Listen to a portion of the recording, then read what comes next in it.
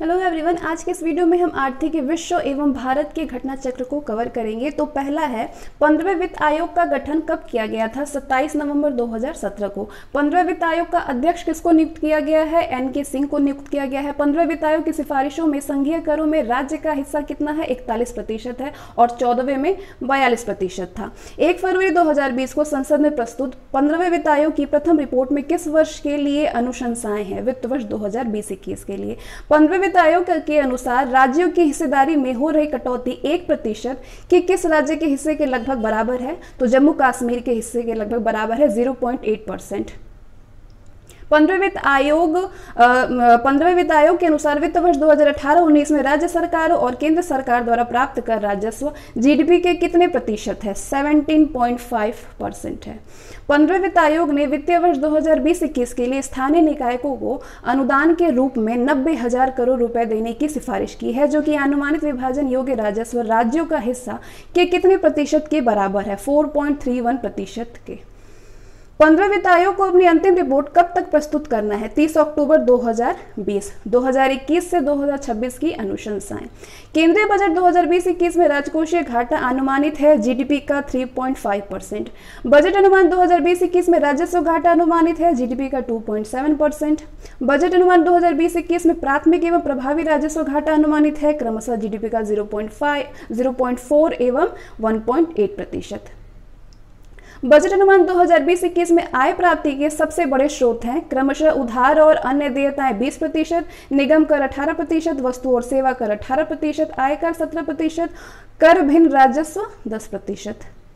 Budget अनुमान 2020-21 में व्यय के सबसे बड़े घटक हैं क्रमशः करों और शुल्कों में राज्यों का हिस्सा 20%, ब्याज अदायगी 18%, केंद्रीय क्षेत्र की योजनाएं 13%, वित्त आयोग और अन्य अंतरण 10%।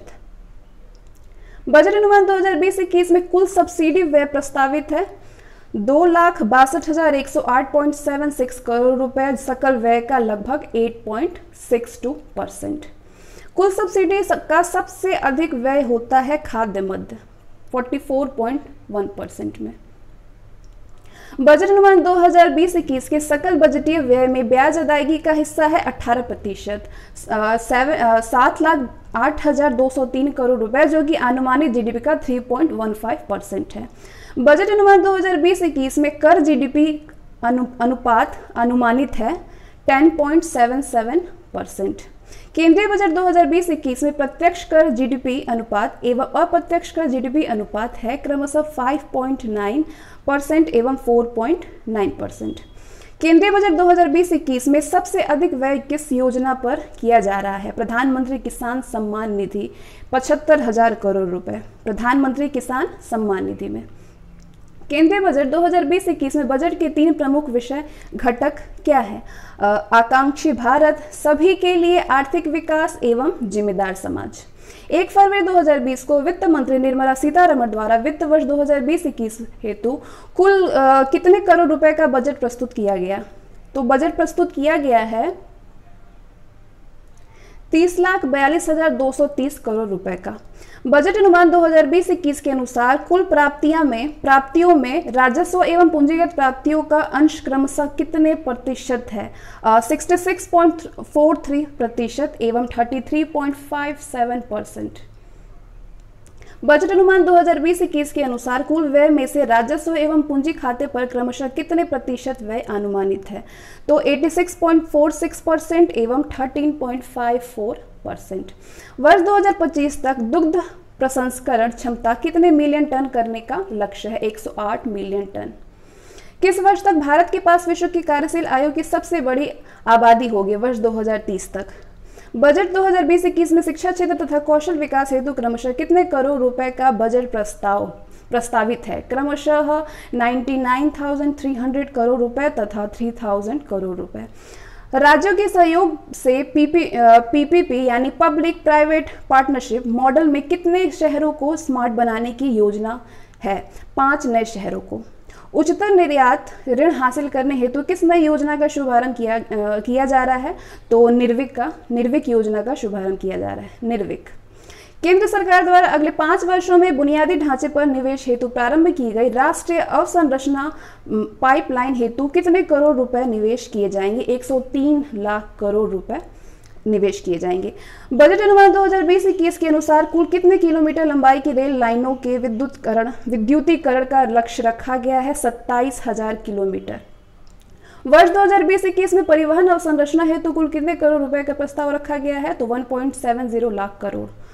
वर्ष 2020-21 हेतु विद्युत और नवीकरणीय ऊर्जा हेतु लगभग कितने करोड़ रुपए देने का प्रस्ताव है? 22,000 करोड़ रुपए देने का प्रस्ताव है। स्थानिक संग्रहालय सहित प्रतिमान स्थलों के रूप में 5 पुरातत्व स्थलों का विकास किया जाएगा। वे 5 पुरातत्व स्थल कौन कौन से हैं? राखीगढ़ी हरियाणा में है, हस्तिनापुर उत्तर प्रदेश, शिवसागर असम, धौलावीरा गुजरात एवं अदिचनलूर जो कि तमिलनाडु में है। अदिचनलूर।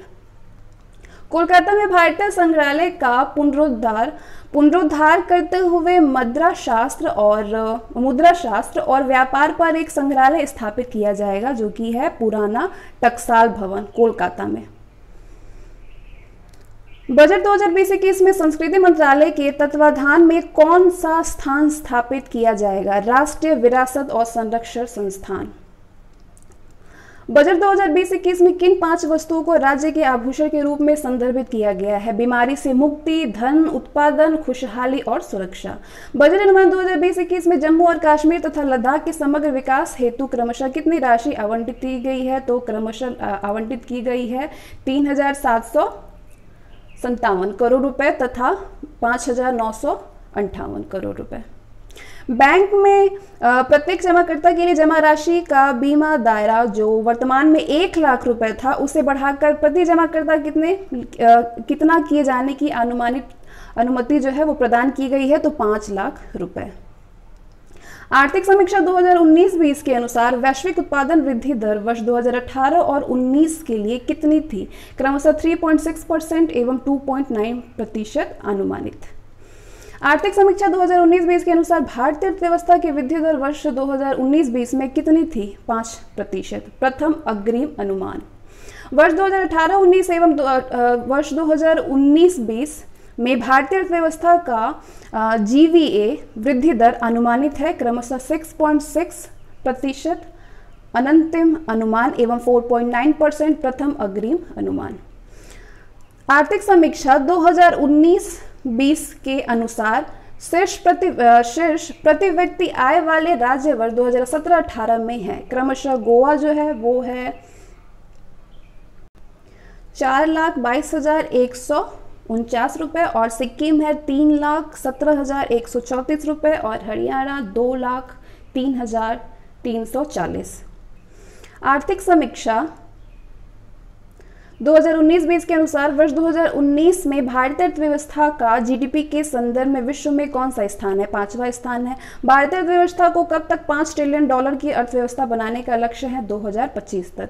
आर्थिक समीक्षा 2019-20 के अनुसार वर्ष 2018-19 में कितने मिलियन टन का खाद्यान्न उत्पादन हुआ है? 285 मिलियन टन।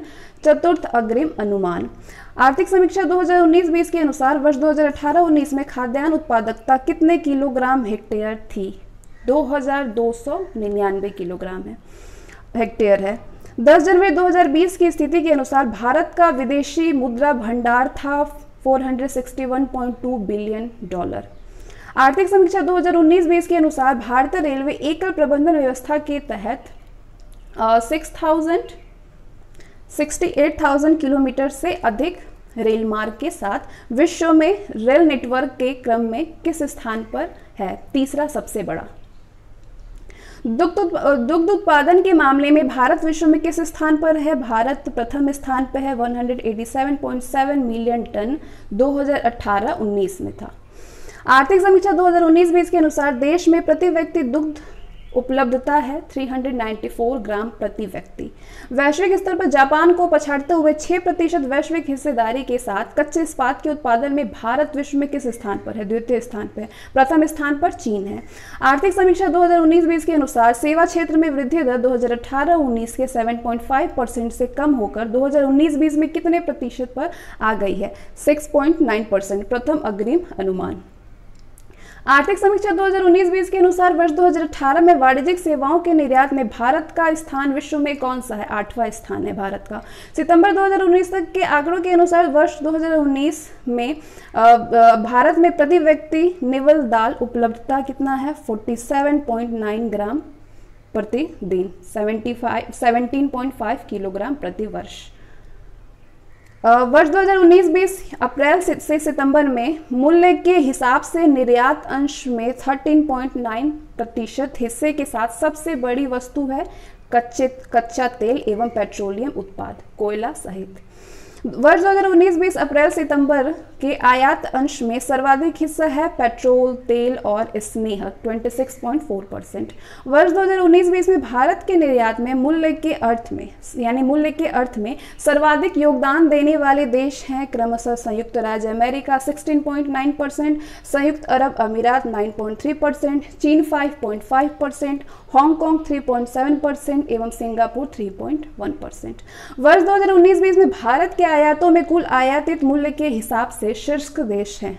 तो शीर्ष देश कौन कौन से हैं? क्रमशः चीन 14.5%, संयुक्त राज्य अमेरिका 7.8%, संयुक्त अरब अमीरात 6.0%, सऊदी अरब 5.6% एवं इराक 4.7%।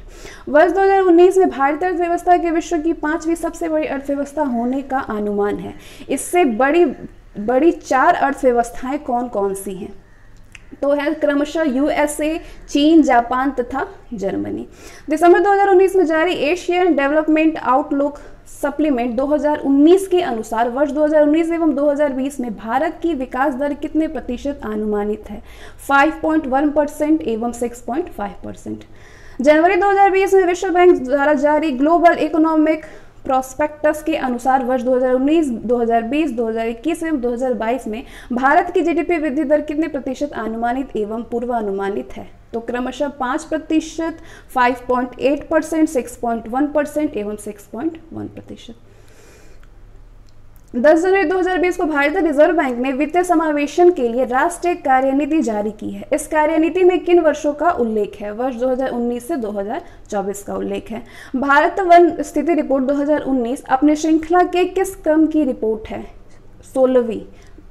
भारत वन स्थिति रिपोर्ट 2 वर्ष पर देहरादून स्थित भारतीय वन सर्वेक्षण विभाग द्वारा जारी की जाती है।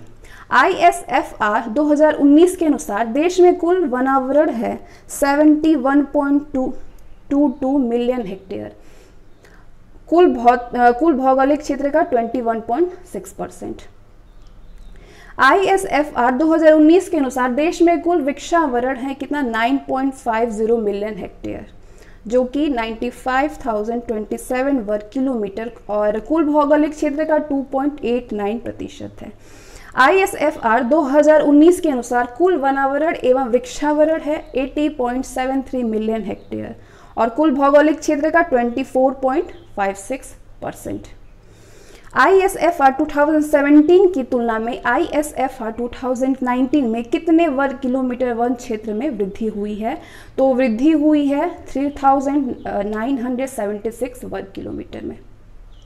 ISFR 2017 की तुलना में ISFR 2019 में कितने प्रतिशत वन क्षेत्र की वृद्धि हुई है? 0.56% की वृद्धि हुई है। ISFR 2017 की तुलना में ISFR 2019 में पहाड़ी एवं जनजातीय जिलों में वनावरण में कितने वर्ग किलोमीटर की वृद्धि दर्ज की गई है? क्रमशः 544 वर्ग किलोमीटर एवं 1181 वर्ग किलोमीटर, 1181 वर्ग किलोमीटर में। ISFR 2019 के अनुसार उत्तर पूर्वी राज्यों में जो देश के कुल वनावरण में लगभग 1/4 का योगदान करते हैं, ISFR 2017 की तुलना में कितने वर्ग किलोमीटर के वनावरण की कमी दर्ज की गई है? तो 765 वर्ग किलोमीटर की कमी दर्ज की गई है। ISFR 2017 की तुलना में ISFR 2019 में देश में मैंग्रोव आवरण में कितने वर्ग किलोमीटर की वृद्धि हुई है? 54 वर्ग किलोमीटर की वृद्धि हुई है, 54। ISFR 2019 में भारतीय वनों एवं वनों के बाहर के वृक्षों का वृद्धिमान स्टॉक कितने मिलियन घन मीटर आकलित किया गया है? 5,915.76 मिलियन घन मीटर। ISFR 2019 में 17 राज्य एवं संघीय क्षेत्र में उनके भौगोलिक क्षेत्र का 33% से अधिक भाग वन आच्छादित है, जबकि इनमें से कितने राज्य एवं संघ शासित क्षेत्र ऐसे हैं जिनके भौगोलिक क्षेत्र का 70% से अधिक भूभाग वन आच्छादित है? 8 राज्य। योजना आयोग के द्वारा निर्धारित मानदंडों के अनुसार देश में कुल कितने पहाड़ी जिले हैं? 140 पहाड़ी जिले हैं 16 राज्यों या संघीय क्षेत्र में। योजना आयोग के द्वारा निर्धारित मानदंड के अनुसार समुद्र तल से 500 मीटर से अधिक ऊंचाई वाले तालुका पहाड़ी श्रेणी में आते हैं तथा किसी जिले में ऐसे तालुकाओं का कुल क्षेत्रफल जिले के क्षेत्रफल के आधे से अधिक होने पर वो पहाड़ी जिला कहलाता है। ISFR 2019 के अनुसार देश के पहाड़ी जिलों में कुल वनावरण कितना है? 2,84,006 वर्ग किलोमीटर। इन जिलों के भौगोलिक क्षेत्रफल का 40.30%। भारत सरकार के एकीकृत जनजातीय विकास कार्यक्रम के तहत देश के कितने जिलों को जनजातीय जिले की श्रेणी में रखा गया है? 218 जिले 27 राज्यों एवं संघीय क्षेत्रों। ISFR 2019 के अनुसार जनजातीय जिलों के कुल वनावरण कितना है?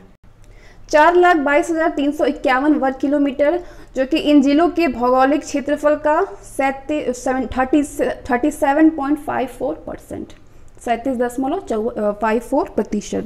ISFR 2019 के अनुसार राज्यों में क्षेत्रफल की दृष्टि से सर्वाधिक अभिलेखित वन क्षेत्र वाले राज्य हैं क्रमशः मध्य प्रदेश, महाराष्ट्र, ओडिशा, छत्तीसगढ़ एवं अरुणाचल प्रदेश। ISFR 2019 के अनुसार राज्यों में क्षेत्रफल की दृष्टि से न्यूनतम अभिलिखित वन क्षेत्र वाले राज्य कौन कौन से हैं? गोवा, हरियाणा, पंजाब, मिजोरम एवं सिक्किम है। ISFR 2019 के अनुसार राज्यों या संघीय क्षेत्रों में भौगोलिक क्षेत्र के प्रतिशत की दृष्टि से सर्वाधिक अभिलिखित वन क्षेत्र वाले कौन कौन से राज्य हैं? अंडमान एवं निकोबार, सिक्किम, मणिपुर, उत्तराखंड, हिमाचल प्रदेश एवं अरुणाचल प्रदेश। ISFR 2019 के अनुसार राज्यों या संघीय क्षेत्रों में भौगोलिक क्षेत्र के प्रतिशत की दृष्टि से न्यूनतम अभिलिखित वन क्षेत्र वाले राज्य कौन कौन से हैं? लक्षद्वीप है, पौंडुचेरी, हरियाणा, पंजाब एवं दिल्ली और उत्तर प्रदेश। ISFR 2019 में ISFR 2017 की तुलना में वनावरण में सर्वाधिक वृद्धि वाला राज्य कौन सा है? कर्नाटक है 1025 वर्ग किलोमीटर। ISFR 2019 में ISFR 2017 की तुलना में वन आवरण में सर्वाधिक कमी वाला राज्य कौन सा है? मणिपुर है। ISFR 2019 के अनुसार क्षेत्रफल की दृष्टि से सर्वाधिक वनावरण वाले राज्य कौन से हैं? मध्य प्रदेश, अरुणाचल प्रदेश, छत्तीसगढ़, ओडिशा एवं महाराष्ट्र हैं। ISFR 2019 के अनुसार क्षेत्रफल की दृष्टि में सर्वाधिक वन आवरण वाले संघीय क्षेत्र कौन कौन से हैं? जम्मू एवं कश्मीर, अंडमान एवं निकोबार द्वीप समूह, लद्दाख, दादरा एवं नागर हवेली एवं दिल्ली। ISFR 2019 के अनुसार सर्वाधिक वन आवरण प्रतिशतता वाले राज्य या संघीय क्षेत्र कौन कौन से हैं? लक्षद्वीप 90.33%, मिजोरम 85.41%, अंडमान एवं निकोबार द्वीप समूह 81.74%, अरुणाचल प्रदेश 79.63%, मेघालय 76.33%। ISFR 2019 के अनुसार सर्वाधिक वन आवरण प्रतिशतता वाले राज्य कौन कौन से हैं? मिजोरम, अरुणाचल प्रदेश, मेघालय, मणिपुर एवं नागालैंड। ISFR 2019 के अनुसार न्यूनतम वन आवरण वाले क्षेत्र वाले राज्य कौन कौन से हैं? न्यूनतम वन आवरण क्षेत्र वाले राज्य हरियाणा, पंजाब, गोवा, सिक्किम एवं बिहार है। ISFR 2019 के अनुसार न्यूनतम वन आवरण प्रतिशतता वाले राज्य कौन से हैं? हरियाणा, पंजाब, राजस्थान, उत्तर प्रदेश एवं गुजरात है।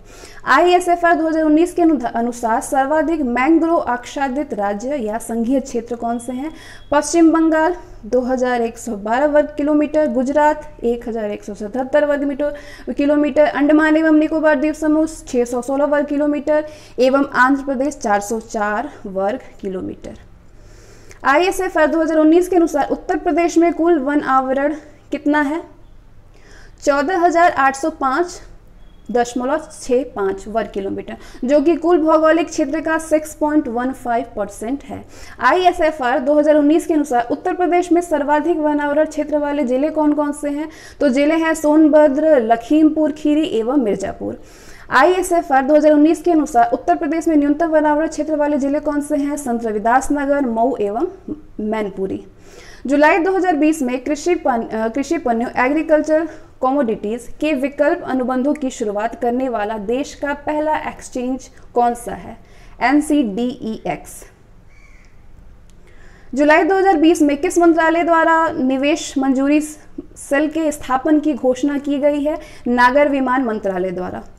आवर्ती भुगतान रिक्यूरिंग पेमेंट हेतु यूपीआई ऑटो पे सुविधा किसके द्वारा प्रारंभ की गई है? भारतीय राष्ट्रीय भुगतान निगम एनपीसीआई द्वारा। जून 2020 में जारी आंकड़ों के अनुसार मार्च 2020 के अंत में भारत के विदेशी ऋण में बहुपक्षीय एवं द्विपक्षीय ऋणों का योगदान कितना है? क्रमशः $60 बिलियन एवं $26.2 बिलियन है। भारतीय रिजर्व बैंक ने सीमांत स्थायी सुविधा MSF के तहत बैंकों के वर्धित उधार सीमा को किस तिथि तक लागू रखने का निर्णय लिया है? 30 सितंबर 2020 तक। गूगल द्वारा अगले 5 से 7 वर्षों में भारत में कुल 75,000 करोड़ रुपए $10 बिलियन का निवेश किस फंड के तहत किया जाएगा? Google for India digitization fund के तहत। फोर्ब्स द्वारा जारी विश्व के 100 उच्चतम भुगतान पाने वाले एथलीटों की सूची 2020 में शीर्ष स्थान पर कौन है? रोजर फेडरर, जो कि स्विट्जरलैंड से हैं। आत्मनिर्भर भारत अभियान के अंतर्गत कितने क्षेत्रों में ढांचागत सुधार हेतु प्रमुख घोषणाएं की गई हैं? 8 क्षेत्रों में। 16 मई 2000 आत्मनिर्भर भारत अभियान, जो कि 16 मई 2000 को स्टार्ट हुई थी। आत्मनिर्भर भारत अभियान के अंतर्गत मनरेगा के लिए आवंटन में कितने हजार करोड़ रुपए की वृद्धि हुई है? 40,000 करोड़ रुपए की। स्वचालित मार्ग के अंतर्गत रक्षा विनिर्माण में FDI की सीमा 49% से बढ़कर कितने % करने का निर्णय लिया गया है? 74%। वर्ष 2019-20 के लिए प्रमुख फसलों के उत्पादन की तीसरे अग्रिम अनुमान के अनुसार देश में कुल खाद्यान्न उत्पादन कितने मिलियन टन तक होने का अनुमान है? 295.67 मिलियन टन। फोर्ब्स द्वारा जारी भारत के 100 सबसे अमीर व्यक्तियों की सूची में शीर्ष स्थान प्राप्त हुआ है मुकेश अंबानी को। अप्रैल 2020 में केंद्रीय कृषि एवं किसान कल्याण मंत्रालय द्वारा देश में वर्ष 2020-21 में कितने करोड़ टन अनाज उत्पादन करने का लक्ष्य रखा गया है? 29 करोड़ 83 लाख टन। जून 2020 में अंतर्राष्ट्रीय मुद्रा कोष यानी IMF द्वारा जारी वर्ल्ड इकोनॉमिक आउटलुक 2020 के अनुसार वर्ष 2020 में भारत की वृद्धि दर कितने प्रतिशत आकलित की गई है? 4.9%। वैश्विक विकास दर 4.9%, 4.5% और वैश्विक विकास दर 4.9%। अप्रैल 2020 में विश्व बैंक के अनुसार कोविड-19 महामारी से प्रभावित भारत की GDP वित्त वर्ष 2020-21 में कितने प्रतिशत रहने का अनुमान है? 1.5 से 2.8%। अप्रैल 2020 में एशियन डेवलपमेंट बैंक यानी ADB ने कोविड-19 महामारी के विरुद्ध लड़ने के लिए भारत को कितने बिलियन डॉलर का सहयोग पैकेज देने का आश्वासन दिया है? 2.5 बिलियन डॉलर देने का। संयुक्त राष्ट्र की रिपोर्ट एशिया और प्रशांत की आर्थिक और सामाजिक सर्वेक्षण 2020 संवहनी अर्थव्यवस्थाओं की ओर के अनुसार वित्त वर्ष 2020-21 के दौरान भारत की वृद्धि दर कितने प्रतिशत रहने का अनुमान है? 4.8%। अरबपतियों की 34वीं वार्षिक फोर्ब्स सूची 2020 के अनुसार इस वर्ष की सूची में विश्व के सर्वाधिक धनी व्यक्ति का खिताब किसे प्राप्त हुआ है? जेफ बेजोस, अमेजन के प्रमुख जेफ बेजोस को। एशियाई विकास बैंक ने अपनी वार्षिक रिपोर्ट एशियाई विकास परिदृश्य 2020 में वर्ष 2020 में भारत की GDP वृद्धि दर कितने प्रतिशत रहने का अनुमान लगाया है? 4%। 30 मार्च 2020 को एशियाई विकास बैंक यानी ADB ने भारतीय ढांचागत क्षेत्र में कितने करोड़ डॉलर निवेश करने की घोषणा की है? 10 करोड़ डॉलर, $100 मिलियन। जनवरी 2020 में जारी वर्ष 2019-20 के राष्ट्रीय आय के प्रथम अग्रिम अनुमानों के अनुसार स्थिर एवं वर्तमान कीमतों पर सर्वाधिक वृद्धि किन क्षेत्रों में दर्ज की गई है? लोक प्रशासन, रक्षा एवं अन्य सेवाओं में क्रमशः 9.1 एवं 14.6%। मानव विकास सूचकांक में भारत को रखा गया है मध्यम मानव विकास के वर्ग में। ऊर्जा दक्ष आवास कार्यक्रम यानी इंडो जर्मन डेवलपमेंट कोऑपरेशन का हिस्सा है जो कि निर्देशित होगा 2030 सतत विकास एजेंडा द्वारा।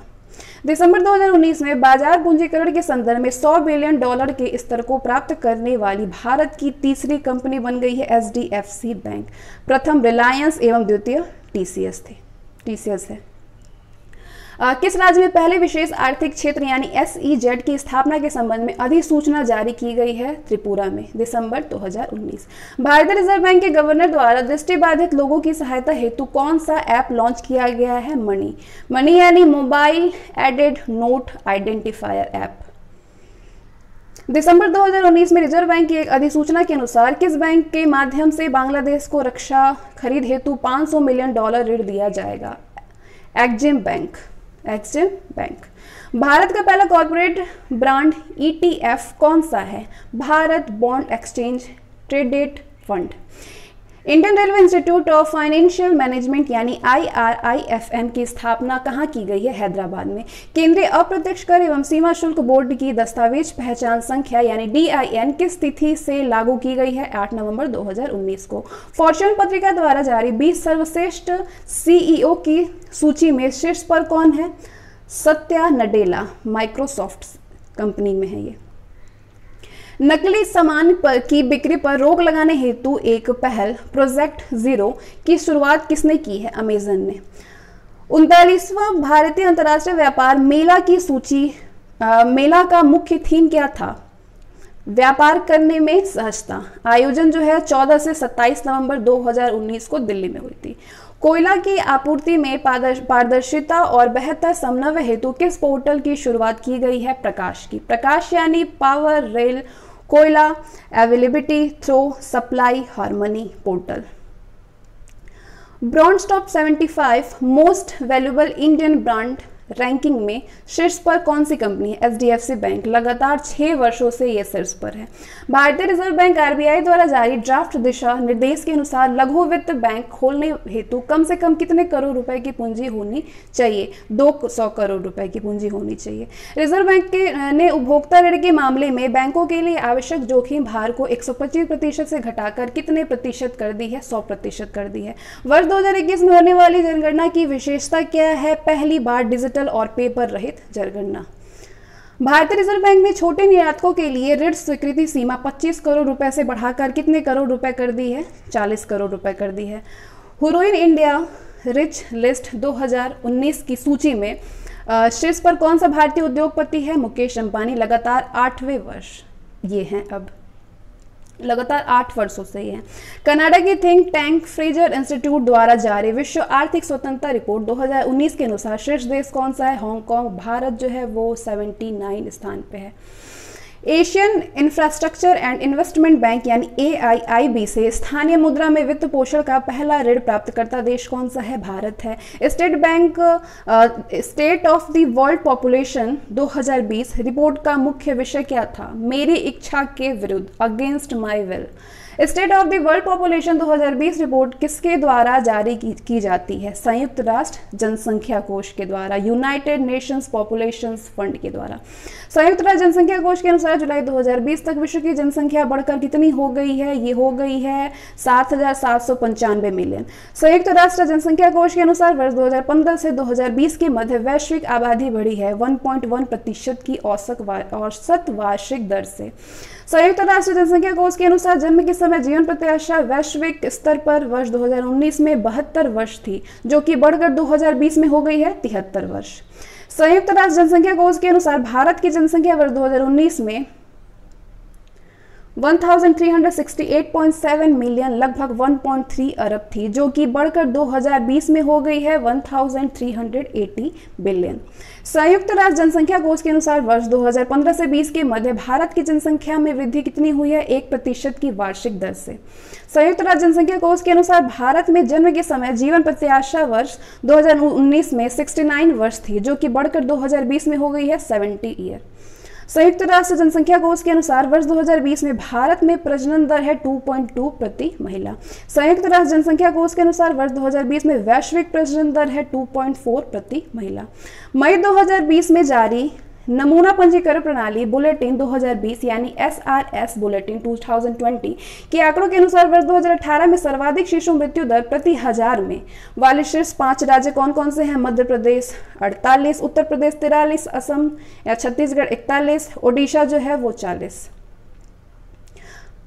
SRS बुलेटिन 2020 के आंकड़ों के अनुसार वर्ष 2018 में न्यूनतम शिशु मृत्यु दर प्रति 1000 में वाले 5 राज्य या केंद्र शासित प्रदेश कौन से हैं? क्रमशः नागालैंड 4, मिजोरम 5, गोवा, सिक्किम, केरल 7। SRS बुलेटिन 2020 के अनुसार वर्ष 2018 में शीर्ष जन्म दर वाले 5 राज्य या केंद्र शासित प्रदेश हैं बिहार 26.2, उत्तर प्रदेश 25.6, मध्य प्रदेश 24.6, राजस्थान 24, झारखंड 22.6। SRS बुलेटिन 2020 के आंकड़ों के अनुसार वर्ष 2018 में न्यूनतम जन्म दर वाले 5 राज्य या केंद्र शासित प्रदेश हैं: अंडमान निकोबार द्वीप समूह 11.2, गोवा 12.4, नागालैंड 12.9, त्रिपुरा 13, चंडीगढ़ 13.3। SRS बुलेटिन 2020 के अनुसार वर्ष 2018 में शीर्ष मृत्यु दर प्रति हजार में वाले 5 राज्य या केंद्र शासित प्रदेश हैं: छत्तीसगढ़ 8.0, ओडिशा 7.3, पुडुचेरी या हिमाचल प्रदेश या केरल जो है 6.9। SRS बुलेटिन 2020 के अनुसार वर्ष 2018 में न्यूनतम मृत्यु दर प्रति हजार में वाले 5 राज्य या केंद्र शासित प्रदेश हैं: दिल्ली 3.3, नागालैंड 3.5, दादर नागर हवेली 3.8, मिजोरम 4.1, चंडीगढ़ 4.3। राष्ट्रीय स्तर पर शिशु मृत्यु दर यानी IMR वर्ष 2017 में 33 की तुलना में 1 अंक की गिरावट के साथ वर्ष 2018 में हो गई है 32। SRS bulletin 2020।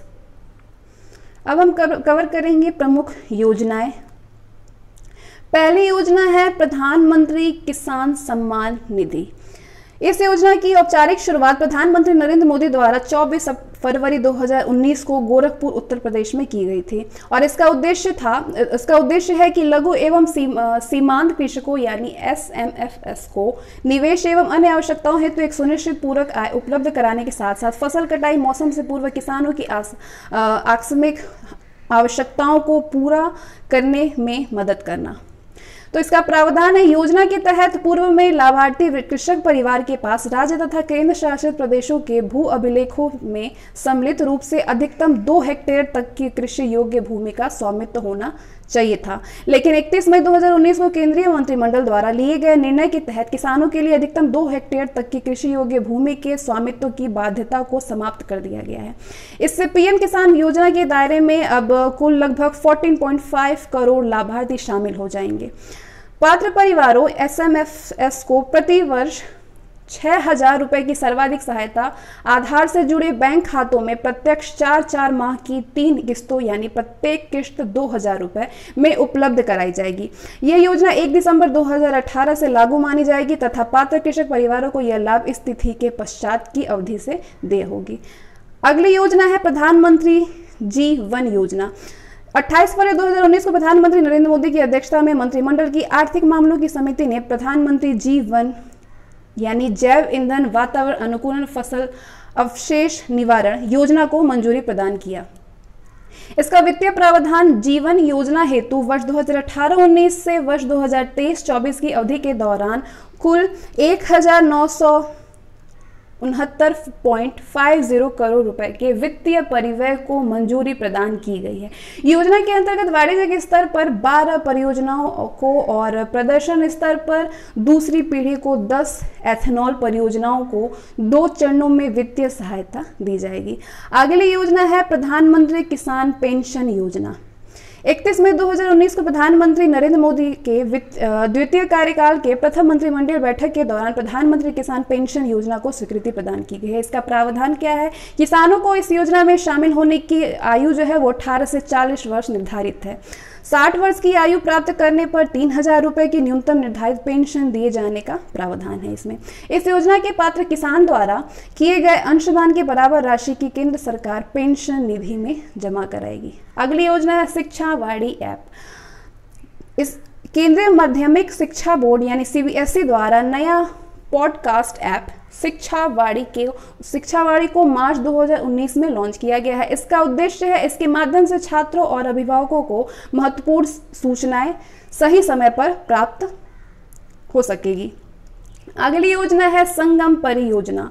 भारत में अधिकारियों और कार्यकर्ताओं को स्वच्छ भारत ई-लर्निंग पोर्टल पर प्रशिक्षित करने के लिए माइक्रोसॉफ्ट और भारत की आवासन व शहरी कार्य मंत्रालय की संयुक्त भागीदारी में संगम परियोजना का प्रारंभ मार्च 2019 में हुआ। इसका प्रावधान है संगम वास्तव में एक cloud hosted mobile first community learning platform है, जिसके माध्यम से स्वच्छ भारत ई-लर्निंग पोर्टल पर नगर पालिका के अधिकारियों को प्रशिक्षित किया जाएगा। अगली योजना है है प्रवासी तीर्थ दर्शन योजना। 22 जनवरी 2019 को प्रधानमंत्री नरेंद्र मोदी द्वारा 15वें प्रवासी भारतीय दिवस के उद्घाटन के दौरान प्रवासी तीर्थ दर्शन योजना को तैयार किया जाने का संबंधी उद्घोषणा की गई है। इसका प्रावधान है, योजना के तहत चयनित भारतीय प्रवासियों के एक समूह को केंद्र सरकार वर्ष में 2 बार भारत में धार्मिक स्थानों की यात्रा कराएगी।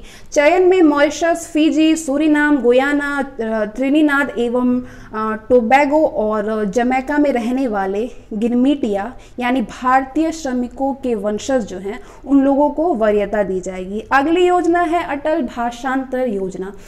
विदेश मंत्रालय द्वारा भाषा विशेषज्ञों को प्रशिक्षण देने हेतु अटल भाषांतर योजना का शुभारंभ दिसंबर 2018 में किया गया है। इसका प्रावधान है, योजना के तहत भाषा विशेषज्ञों को प्रशिक्षित करके हिंदी भाषा में अरबी, चीनी, फ्रांसीसी, जापानी, रूसी एवं स्पेनिश से विलोमतः अनुवाद हेतु भाषा विशिष्ट दूरभाषियों का एक समूह तैयार किया जाएगा। अगली योजना है संपन्न योजना। 19 दिसंबर 2018 को प्रधानमंत्री नरेंद्र मोदी द्वारा वाराणसी में संपन्न यानी the system for authority and management of pension योजना का शुभारंभ किया गया है। इसका उद्देश्य है, ये योजना जो है दूरसंचार विभाग के पेंशन धारकों के लिए अत्यधिक मददगार होगी और पेंशन के समयबद्ध संवितरण में मदद करेगी। अगली योजना है आयुष्मान भारत राष्ट्रीय स्वास्थ्य संरक्षण योजना। इसका अनुमोदन जो है केंद्रीय मंत्रिमंडल द्वारा 21 मार्च 2018 को आयुष्मान भारत राष्ट्रीय स्वास्थ्य संरक्षण योजना को अनुमोदित किया गया है। इसका प्रावधान है, योजना के तहत 10.74 करोड़ ग्रामीण एवं शहरी परिवारों लगभग 50 करोड़ व्यक्तियों को द्वितीयक एवं तृतीयक स्तर चिकित्सा हेतु 5 लाख रुपए वार्षिक तक का स्वास्थ्य बीमा प्रदान किया जाएगा। इस योजना के तहत वे परिवार जो अनुसूचित जाति जनजाति के हों या जिनके परिवार में कोई 16 से 59 वर्ष की आयु का पुरुष सदस्य न हो या सभी सदस्य दिव्यांग हो या वह परिवार भूमिहीन हो या वह महिला ढूंढने का कार्य करता हो या बंधुआ मजदूर से मुक्त हो आदि योजना के पात्र हैं। यह योजना जो है सभी सूचीबद्ध सरकारी या निजी अस्पतालों में प्रभावी रहेगी। 15 अक्टूबर 2019 तक आयुष्मान भारत योजना से 50 लाख से अधिक लोगों को मुफ्त इलाज का लाभ मिला है। ये विश्व का सबसे बड़ा सरकारी वित्त पोषित स्वास्थ्य सेवा कार्यक्रम है। अगली योजना है निर्वाचन बॉन्ड योजना 2018। इसका प्रारंभ निर्वाचन बॉन्ड आयोजन का प्रारंभ 2018 वित्त मंत्रालय द्वारा 2 फरवरी 2018 को अधिसूचित की गई है। इसकी पात्रता है, भारत का नागरिक, भारत में निगमित कोई प्रतिष्ठान तथा भारतीय व्यक्तियों का संघ निर्वाचन बॉन्ड खरीदने के लिए पात्र होंगे। निर्वाचन बॉन्ड को भुनाने हेतु वही राजनीतिक दल पात्र होंगे जो जन प्रतिनिधि अधिनियम 1951 की धारा 29 के तहत पंजीकृत हो तथा जिन्हें लोकसभा अथवा विधानसभा के पिछले आम चुनाव में कुल डाले गए मतों का कम से कम 1% मत प्राप्त हुआ हो। इसका प्रावधान है, निर्वाचन बॉन्ड 1000, 10,000, 1 लाख, 10 लाख तथा 1 करोड़ रुपए के मूल्य वर्ग में जारी किए जाएंगे। इन बॉन्डों की वैधता उनके निर्गमन की तारीख से 15 दिन तक की होती है। इस अवधि में यदि इन्हें नहीं भुनाया गया तो ये राशि प्रधानमंत्री राहत कोष में जमा कर दी जाएगी। बॉन्ड पर लेनेदार एवं देनदार का नामोल्लेख नहीं होता है, जिससे दोनों की गोपनीयता बनी रहती है। निर्वाचन बॉन्ड योजना के बिक्री के अब तक 12 चरण पूर्ण हो चुके हैं। बिक्री के 12वें चरण के तहत SBI को देश भर में फैली इसकी 29 अधिकृत शाखाओं के माध्यम से 1 से 10 अक्टूबर 2019 तक चुनावी बॉन्ड जारी करने और इनकैश करने के लिए अधिकृत किया गया। अगली योजना है राष्ट्रीय पोषण मिशन। इसकी स्वीकृति देश में पोषण के स्तर में सुधार तथा कुपोषण जन्य समस्याओं के समाधान हेतु केंद्रीय मंत्रिमंडल द्वारा 30 नवंबर 2017 को राष्ट्रीय पोषण मिशन को स्वीकृति प्रदान की गई है। इसका लक्ष्य है, राष्ट्रीय पोषण मिशन का लक्ष्य जो है वो ठिगनेपन, अल्प पोषण तथा जन्म के समय कम वजन के बच्चों में प्रत्येक में 2% वार्षिक की कमी लाना है। रक्ताल्पता के संदर्भ में प्रतिवर्ष 3% की कमी लाने का लक्ष्य रखा गया है। इसका प्रावधान है, इस मिशन को चरणबद्ध तरीके से पूरे देश में लागू कराया जाएगा, जिसके तहत वर्ष 2017-18 में 315 जिले, वर्ष 2018-19 में 235 जिले तथा वर्ष 2019-20 में शेष सभी जिलों को शामिल किया जाएगा। वर्ष 2017-18 से प्रारंभ होकर 3 वर्षों की अवधि हेतु इस मिशन को 9,046.17 करोड़ रुपए के बजट का प्रावधान किया गया है। इस मिशन हेतु आवंटित राशि में 50% भारत सरकार के बजटीय समर्थन द्वारा, जबकि शेष 50% IDRB अथवा अन्य बहुपक्षीय विकास बैंकों से जुटाया जाएगा। बजटीय समर्थन में केंद्र एवं राज्यों का योगदान सामान्य राज्यों हेतु 60:40 के अनुपात में, विशेष राज्यों हेतु 90:10 के अनुपात में विभाजित होगा। बिना विधानमंडल वाले केंद्र शासित प्रदेशों के लिए 100% सहायता केंद्र द्वारा दी जाएगी। इस मिशन से 10 करोड़ से अधिक लोगों को लाभान्वित होने का अनुमान है। भारत में बाल संरक्षण एवं कल्याण से संबंधित सर्वमुख योजना समेकित बाल विकास सेवा है, जिसके तहत आंगनबाड़ी सेवा, राष्ट्रीय पोषण मिशन, प्रधानमंत्री मातृ वंदना योजना, किशोरियों के लिए स्कीम, राष्ट्रीय शिशु गृह स्कीम और बाल संरक्षण जैसी योजनाएं शामिल है। वर्ष 2018-19 संशोधित अनुमान में समेकित बाल विकास सेवा दर 23,356.50 करोड़ रुपए व्यय हुए थे, जबकि 31 मार्च 2019 तक इन सेवाओं पर हुआ वास्तविक व्यय जो है वो 21,640.93 करोड़ रुपए रहा। राष्ट्रीय पोषण मिशन के तहत वर्ष 2017-18 एवं 2018-19 में 61.92 करोड़ रुपए का व्यय किया गया। ये राशि सूचना, शिक्षा और संचार यानी IEC जागरूकता और पोषण अभियान के मद में व्यय की जाएगी। अगली योजना है गंगा ग्राम परियोजना। इसका प्रारंभ गंगा ग्राम परियोजना का शुभारंभ 23 दिसंबर 2017 को नई दिल्ली के विज्ञान भवन में आयोजित गंगा ग्राम स्वच्छता सम्मेलन में किया गया। ये परियोजना नमामि गंगे के अंतर्गत है। इसका प्रावधान है, इस परियोजना के तहत गंगा के किनारे स्थित 4,470 गांवों का स्वच्छता आधारित एकीकृत विकास किया जाएगा, जिसमें से 1,674 ग्राम पंचायतों में शौचालयों के निर्माण के लिए, इसमें से 1,674 ग्राम पंचायतों में शौचालय के निर्माण के लिए और 829 करोड़ रुपए जारी किए गए हैं। इसके तहत ठोस एवं तरल अपशिष्ट प्रबंधन, तालाबों एवं जल संसाधनों का पुनरुद्धार, जल संरक्षण परियोजनाएं, जैविक बागवानी एवं चिकित्सकीय पौधों की कृषि को प्रोत्साहन आदि कार्यक्रम संचालित किया जाएगा। पेयजल एवं स्वच्छता मंत्रालय परियोजना की नोडल एजेंसी है। अगली योजना है समर्थ योजना। आर्थिक मामलों की मंत्रिमंडलीय समिति द्वारा 20 दिसंबर 2017 को कपड़ा क्षेत्र में क्षमता हेतु एक नई योजना को मंजूरी प्रदान की गई थी। इसी के परिपालन में कपड़ा मंत्रालय द्वारा 23 अप्रैल 2018 को समर्थ योजना का दिशा निर्देश जारी किया गया। इसका प्रावधान है, इस योजना में 1300 करोड़ रुपए के परिव्यय से वर्ष 2017-18 से वर्ष 2019-20 तक 3 वर्षों के लिए है। इसके तहत 10 लाख लोगों को कपड़ा क्षेत्र से संबंधित प्रशिक्षण प्रदान कराने का लक्ष्य रखा गया है, जिससे वे आजीविका के बेहतर विकल्पों को प्राप्त कर सकेंगे। अगस्त 2019 में केंद्रीय कपड़ा मंत्रालय ने समर्थ योजना के तहत 16 राज्य सरकारों के साथ समझौता ज्ञापन हस्ताक्षरित किए, जिससे 4 लाख लोगों को कौशल प्रदान किया जा सकेगा। अगली योजना है राष्ट्रीय ग्रामीण पेयजल कार्यक्रम का पुनर्गठन।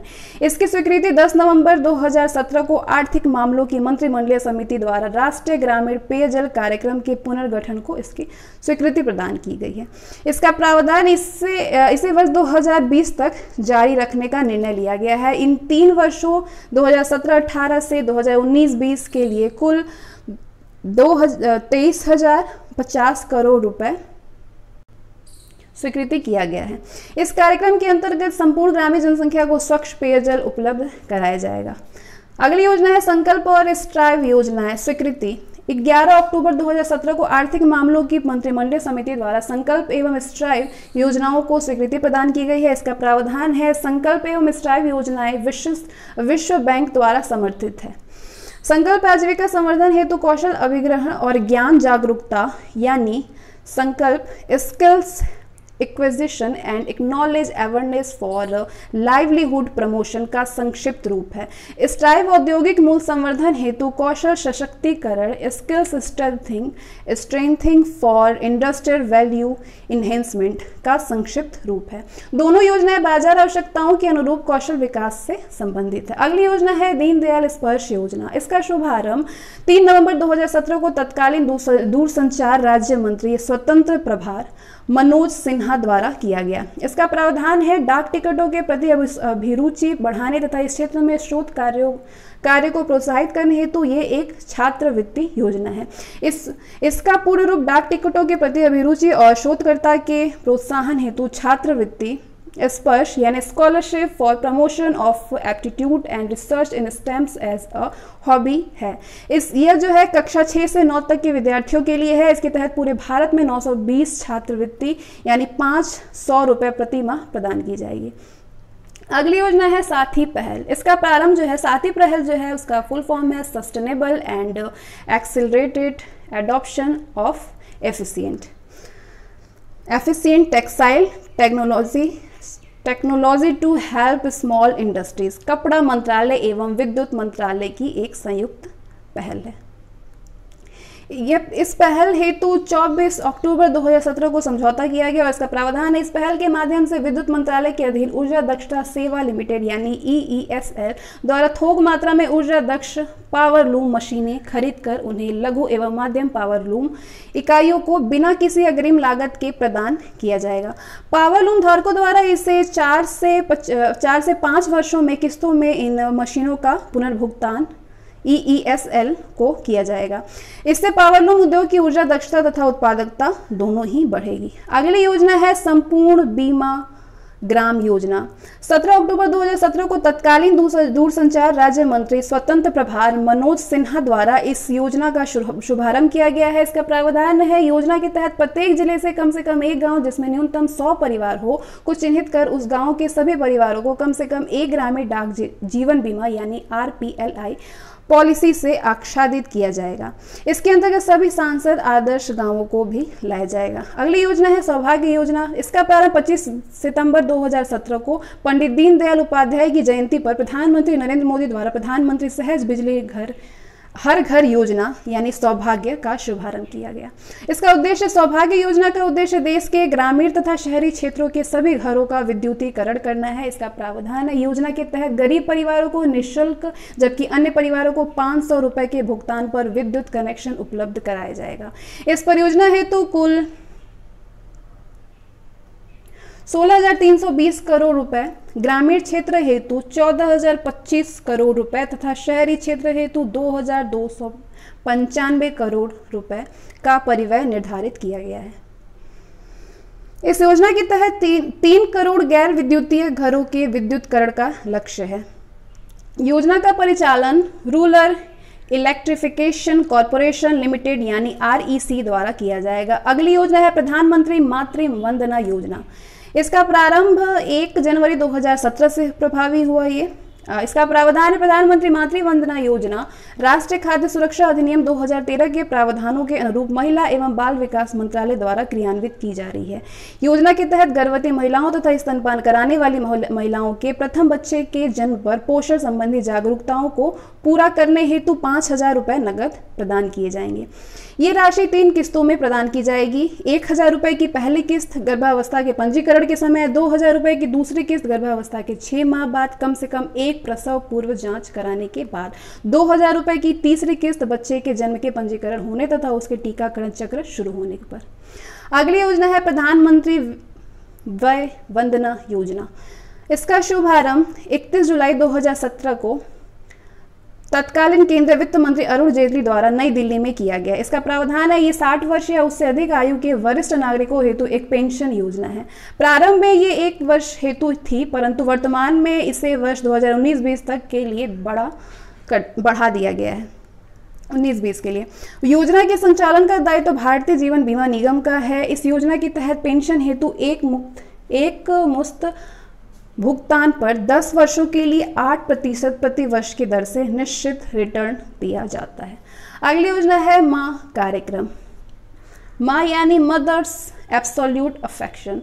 इसका शुभारंभ 5 अगस्त 2016 को केंद्रीय स्वास्थ्य एवं परिवार कल्याण मंत्रालय द्वारा किया गया और इसका लक्ष्य स्तनपान के लाभ के बारे में लोगों विशेष रूप से माताओं को जागरूक करना तथा स्तनपान को बढ़ावा देना। इसका वित्तीय जो है मंत्रालय द्वारा 30 करोड़ रुपए का आवंटन प्रत्येक जिले के लिए 4.3 लाख रुपए है। अगली योजना है प्रधानमंत्री फसल बीमा योजना। इसकी घोषणा 13 जनवरी 2016 को हुई है। इसका प्रारंभ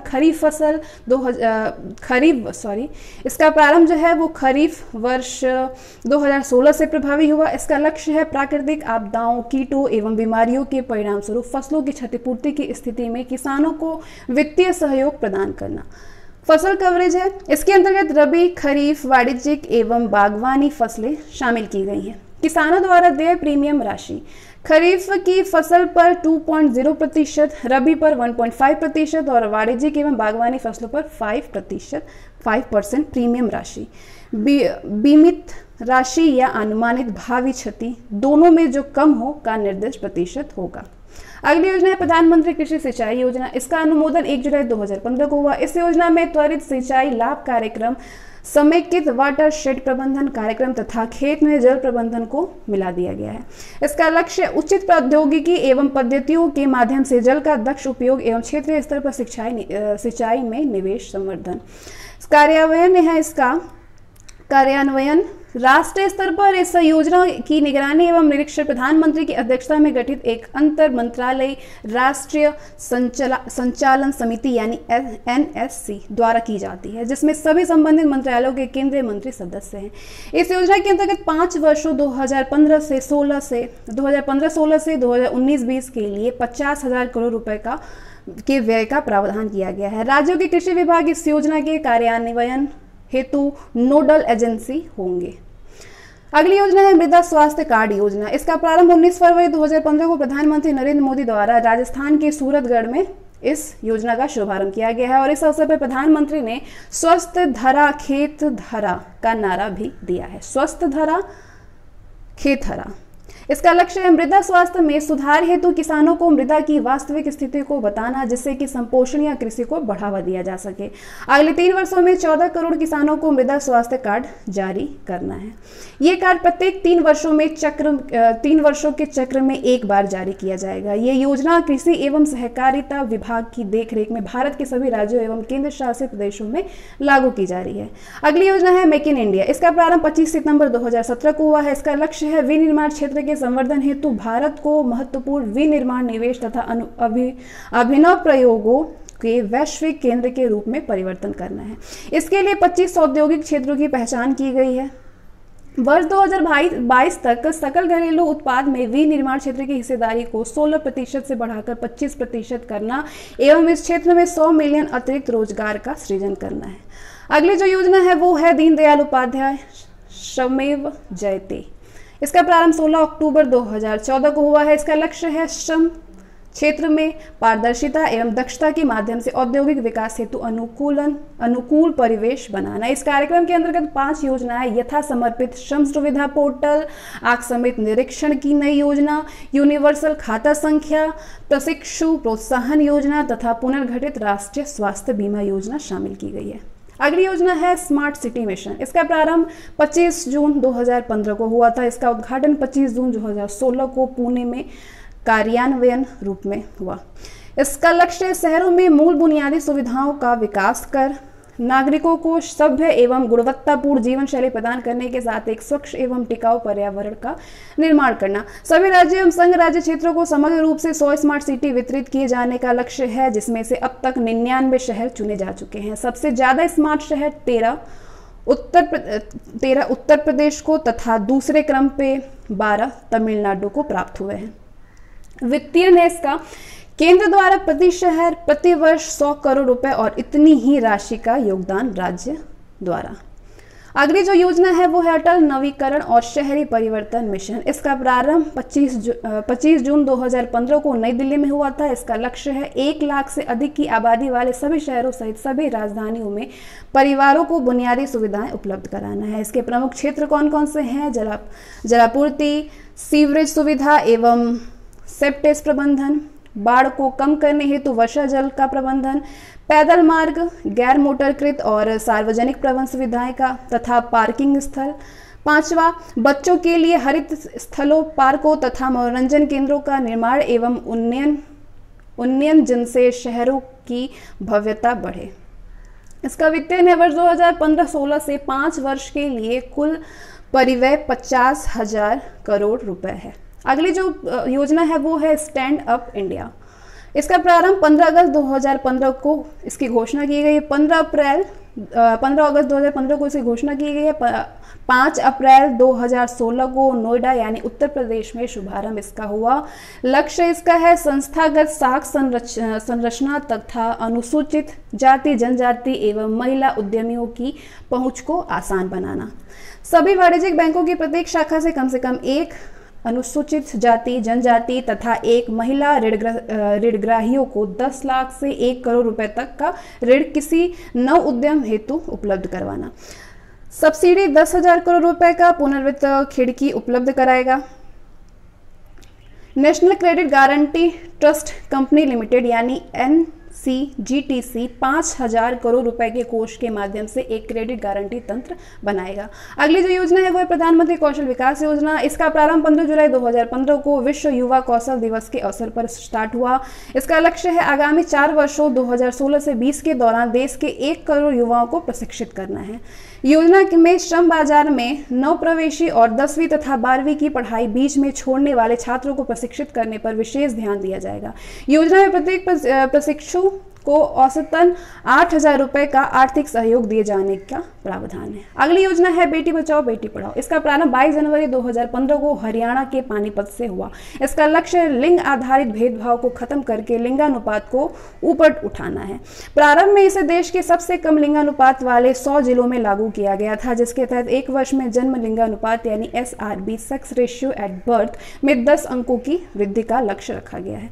वर्तमान में इस योजना का विस्तार भारत के समस्त जिलों तक किया जा चुका है। ये 3 मंत्रालयों स्वास्थ्य एवं परिवार कल्याण मंत्रालय, मानव संसाधन विकास मंत्रालय और महिला एवं बाल विकास मंत्रालय की संयुक्त पहल है।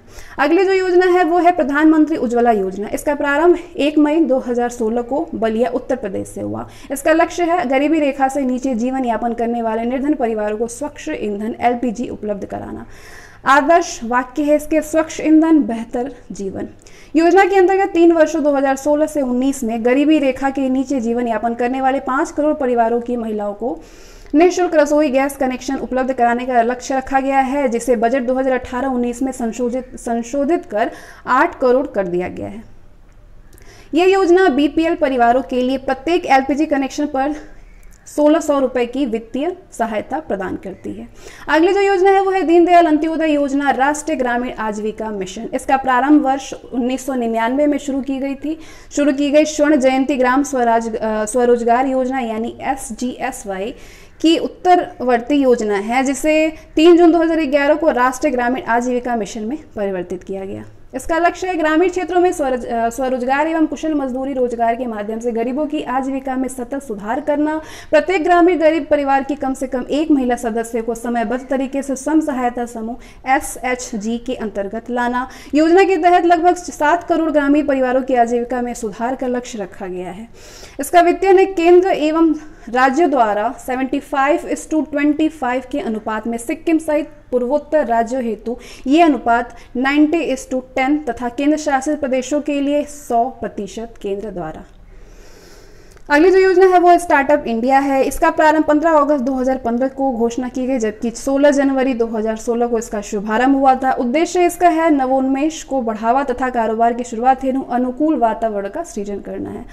अर्हता, कंपनी का गठन अथवा पंजीकरण भारत में हो, संस्था के पंजीकरण या फिर निगमीकरण की तिथि से 7 वर्ष, बायोटेक्नोलॉजी क्षेत्र हेतु 10 वर्ष तक। ध्यातव्य है कि पहले ये 5 वर्ष थी। किसी वित्तीय वर्ष में वार्षिक कारोबार टर्नओवर 25 करोड़ से अधिक ना हो। वह प्रौद्योगिकी या बौद्धिक संपदा आधारित नए उत्पादों, प्रक्रियाओं अथवा सेवाओं के नवप्रवर्तन विकास अनुप्रयोगों या वाणिज्यीकरण के संबंध में कार्य कर रहा हो, या इसमें बड़ी मात्रा में रोजगार सृजन अथवा परिसंपत्ति सृजन का समर्थन विद्यमान हो। नवप्रवर्तन आधारित स्टार्टअप को वित्तीय सहायता देने के लिए 10,000 करोड़ रुपए के फंड की स्थापना की गई है। इस फंड का प्रबंधन SIDBI द्वारा की गई है। अगली जो योजना है वो है ई नेशनल एग्रीकल्चर मार्केट, ई-नाम। इसका प्रारंभ 14 अप्रैल 2016 को प्रधानमंत्री द्वारा राष्ट्रीय कृषि बाजार के लिए ई ट्रेडिंग प्लेटफॉर्म ई-नाम का शुभारंभ किया। ई नाम वस्तुतः Akhil Bharatiya electronic trading portal है। इसका लक्ष्य है वर्तमान कृषि उपज विपणन समितियों यानी APMC की मंडियों को एकीकृत कर कृषि जिनसों हेतु एकीकृत राष्ट्रीय बाजार का विकास। 23 मार्च 2018 को 16 राज्यों की 585 मीडिया ई नाम से जुड़ चुकी है। वर्ष 2022 तक किसानों की आय दोगुनी करने का लक्ष्य है। कार्यान्वयन agency small farmers agri business consortium यानी SFAC। अगली जो योजना है वो है दीनदयाल अंत्योदय योजना राष्ट्रीय शहरी आजीविका मिशन। 23 सितंबर 2013 को स्वर्ण जयंती शहरी रोजगार योजना के स्थान पर राष्ट्रीय शहरी आजीविका मिशन यानी NULM का शुभारंभ किया गया। वर्तमान में इसका नाम परिवर्तित कर दीनदयाल अंत्योदय योजना शहरी राष्ट्रीय शहरी आजीविका मिशन यानी न्यूल्म कर दिया गया है। इसका लक्ष्य शहरों में लाभोन्मुख स्वरोजगार तथा कौशल आधारित रोजगार के अवसरों को बढ़ावा देकर शहरी गरीबी एवं उसकी सुविधा उपेक्षिता को दूर करना, शहरी बेघर लोगों को आवश्यक सेवाओं से युक्त आश्रय प्रदान करना। 20 फरवरी 2016 को सरकार ने देश के सभी सांविधिक शहरी स्थानीय निकायों को इसके अंतर्गत शामिल कर लिया है। वित्तीयन की साझेदारी केंद्र तथा राज्यों के मध्य 75:25 के अनुपात में तथा पूर्वोत्तर एवं विशेष श्रेणी के राज्यों में यह अनुपात 90:10 होगा। इस मिशन में कौशल प्रशिक्षण एवं प्लेसमेंट के माध्यम से रोजगार के तहत प्रत्येक शहरी गरीब के प्रशिक्षण पर 15,000 रुपये तक व्यय किए जाते हैं, जबकि पूर्वोत्तर में एवं जम्मू कश्मीर में इस पर 18,000 रुपये तक व्यय किए जाते हैं। इस मिशन का कार्यान्वयन आवास एवं शहरी गरीबी उपशमन मंत्रालय द्वारा किया जा रहा है। अगली जो योजना है वो है प्रधानमंत्री आवास योजना शहरी। इसका प्रारंभ 25 जून 2015 में हुआ है। लक्ष्य है वर्ष 2022 तक शहरी गरीबों को आवास उपलब्ध कराना। यह योजना जनगणना 2011 के अनुसार घोषित सभी 4041 सर्वाधिक कस्बों को कवर करेगी। कार्यान्वयन 3 चरणों में अप्रैल 2015 मार्च 2017 तक 100 शहरों के लिए, अप्रैल 2017 से मार्च 2019 तक अतिरिक्त 200 शहर के लिए, अप्रैल 2019 से मार्च 2022 तक शेष सभी शहर हैं। अगली जो योजना है वो है प्रधानमंत्री आवास योजना ग्रामीण। प्रारंभ इसका हुआ 2020 नवंबर 2016 को। इसका लक्ष्य है इसका प्रारंभ 20 नवंबर 2016 को हुआ है। इसका लक्ष्य है वर्ष 2022 तक सबके लिए आवास। वित्तीयन इसका मैदानी क्षेत्रों में प्रति इकाई 1.20 लाख रुपए और पहाड़ी क्षेत्रों में 1.30 लाख रुपए की सहायता। लाभान्वित की पहचान हेतु सामाजिक आर्थिक जातीय जनगणना 2011 का उपयोग किया जाएगा। लाभान्वित को 70,000 रुपये तक ऋण देने की सुविधा। मकान के लिए मौजूदा 20 वर्ग मीटर के क्षेत्रफल को बढ़ावा 25 वर्ग मीटर कर दिया गया है। वित्तीयन 60:40 मैदानी क्षेत्र में और 90:10 पहाड़ी क्षेत्र में। अगली जो योजना है वो है श्यामा प्रसाद मुखर्जी रर्बन मिशन। इसका प्रारंभ 21 फरवरी 2016 को हुआ। लक्ष्य पूरे देश में स्थानीय आर्थिक विकास प्रोत्साहन करने हेतु 300 ग्रामीण क्लस्टरों का विकास, जिन्हें की रर्बन क्लस्टर नाम दिया गया है।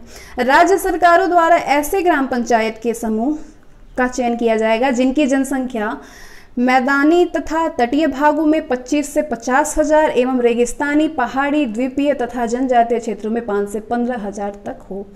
वित्तीयन है वर्ष 2015 से 15-16 से वर्ष 2019-20 की समयावधि हेतु 5,142.808 करोड़ रुपए परिव्यय का प्रावधान है। अगली जो योजना है वह है उदय योजना, उज्ज्वल डिस्कॉम इंश्योरेंस योजना। इसका प्रारंभ 20 नवंबर 2015 को हुआ। लक्ष्य बिजली वितरण कंपनियों डिस्कॉम का वित्तीय सुधार एवं पुनरुत्थान। कार्यान्वयन ऊर्जा मंत्रालय द्वारा। झारखंड इस योजना में शामिल होने वाला पहला राज्य है। अगली योजना है प्रधानमंत्री जन धन योजना। इसका प्रारंभ 28 अगस्त 2014 को मेरा खाता भाग्य विधाता आदर्श वाक्य के साथ। लक्ष्य वंचित वर्गों का वित्तीय समावेशन। घटक वंचित एवं गरीब लोगों को वित्तीय सेवाओं यथा बचत बैंक खाता, साख, बीमा, पेंशन आदि की उपलब्धता। वित्तीय जागरूकता का संवर्धन एवं प्रत्यक्ष लाभ अंतरण से संबद्ध करना है। रुपे डेबिट कार्ड के साथ 1 लाख रुपए का दुर्घटना बीमा। उपलब्धि इसकी है योजना के तहत 4 अप्रैल 2018 तक कुल 31.8 1.42 करोड़ खाते खोले जा चुके हैं। इनसे लगभग 81% खाते वाणिज्यिक बैंकों में खोले गए हैं। अगली जो योजना है वह है प्रधानमंत्री मुद्रा योजना। इसका प्रारंभ 8 अप्रैल 2015 को मुद्रा यानी micro unit development and reference agency का गठन कंपनी अधिनियम 2013 के अंतर्गत भारतीय लघु उद्योग विकास बैंक के एक अनुषंगी इकाई के रूप में है। लक्ष्य इसका धनहीन को धन प्रदान करना, funding to the unfunded, pyramid के निम्नतम स्तर के व्यापक आर्थिक एवं सामाजिक विकास के लिए सर्वोत्तम एवं वैश्विक स्तर पर एकीकृत वित्तीय सहायता सेवा प्रदान करना। इसमें सुविधा मिलेगी। योजना के अंतर्गत सूक्ष्म संस्थाओं को 3 श्रेणियों में विभाजित किया गया है। पहला शिशु उद्योग 50,000 रुपये तक, किशोर उद्योग 50,000 से 5 लाख रुपए तक, तरुण उद्योग 5 लाख से 10 लाख रुपए तक। अगली जो योजना है वो है अटल पेंशन योजना। इसका प्रारंभ 1 जून 2015 पूर्व की स्वावलंबन योजना का विलय। लक्ष्य है निजी क्षेत्र में कार्यरत असंगठित गरीब कामगारों को सामाजिक सुरक्षा प्रदान करना।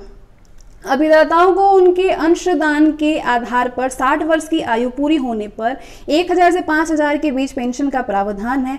इसमें पात्रता होंगे 18 से 14 वर्ष की आयु के सभी बैंक खाता धारक। अभिदाता द्वारा अंशदान की न्यूनतम अवधि 20 वर्ष है। 5 वर्षों तक अंशदान का 50% या 1,000 रुपये प्रति वर्ष जो भी कम हो का वाहन सरकार द्वारा। अगली जो योजना है वो प्रधानमंत्री सुरक्षा बीमा योजना। इसका प्रारंभ 9 मई 2015 को कोलकाता से शुरू हुआ। लक्ष्य सभी भारतीयों विशेषकर गरीब और कमजोर तबकों एवं असंगठित क्षेत्र के श्रमिकों के लिए सार्वभौमिक सामाजिक सुरक्षा प्रणाली का निर्माण है। योजना की अवधि 1 वर्ष यानी 1 जून से 31 मई। इसमें पात्रता होंगी 18 से 70 वर्ष की आयु के सभी बचत बैंक खाता धारक। प्रीमियम राशि 15 रुपये प्रति वर्ष स्वतः भुगतान प्रणाली के माध्यम से। दुर्घटना में मृत्यु अथवा पूर्ण अपंगता पर 2 लाख रुपए, आंशिक अपंगता पर 1 लाख रुपए। अगली जो योजना है वो है प्रधानमंत्री जीवन ज्योति योजना।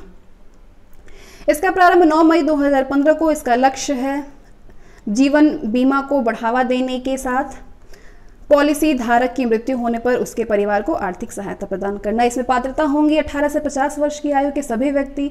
प्रीमियम राशि 330 रुपये, जोखिम कवरेज 2 लाख रुपए। अगली जो योजना है वह स्वच्छ भारत अभियान। इसका प्रारंभ 2 अक्टूबर 2014 को हुआ है। इसमें लक्ष्य रखा गया है गांधी जी की 150वीं जयंती 2 अक्टूबर 2019 तक संपूर्ण भारत को स्वच्छ बनाना। बजट 2018-19 में इस अभियान हेतु 17,843.1 करोड़ रुपए आवंटित किए गए हैं। केंद्र सरकार एवं राज्य सरकारों द्वारा वित्तीय 75:25 के अनुपात में, यानी पूर्वोत्तर एवं विशेष श्रेणी के राज्यों हेतु यह अनुपात 90:10 का होगा। कृषिगत उत्पादन भारत एवं विश्व 2018-19 में 3 सबसे बड़े उत्पादक राज्यों में महत्वपूर्ण फसलों का उत्पादन भारत में।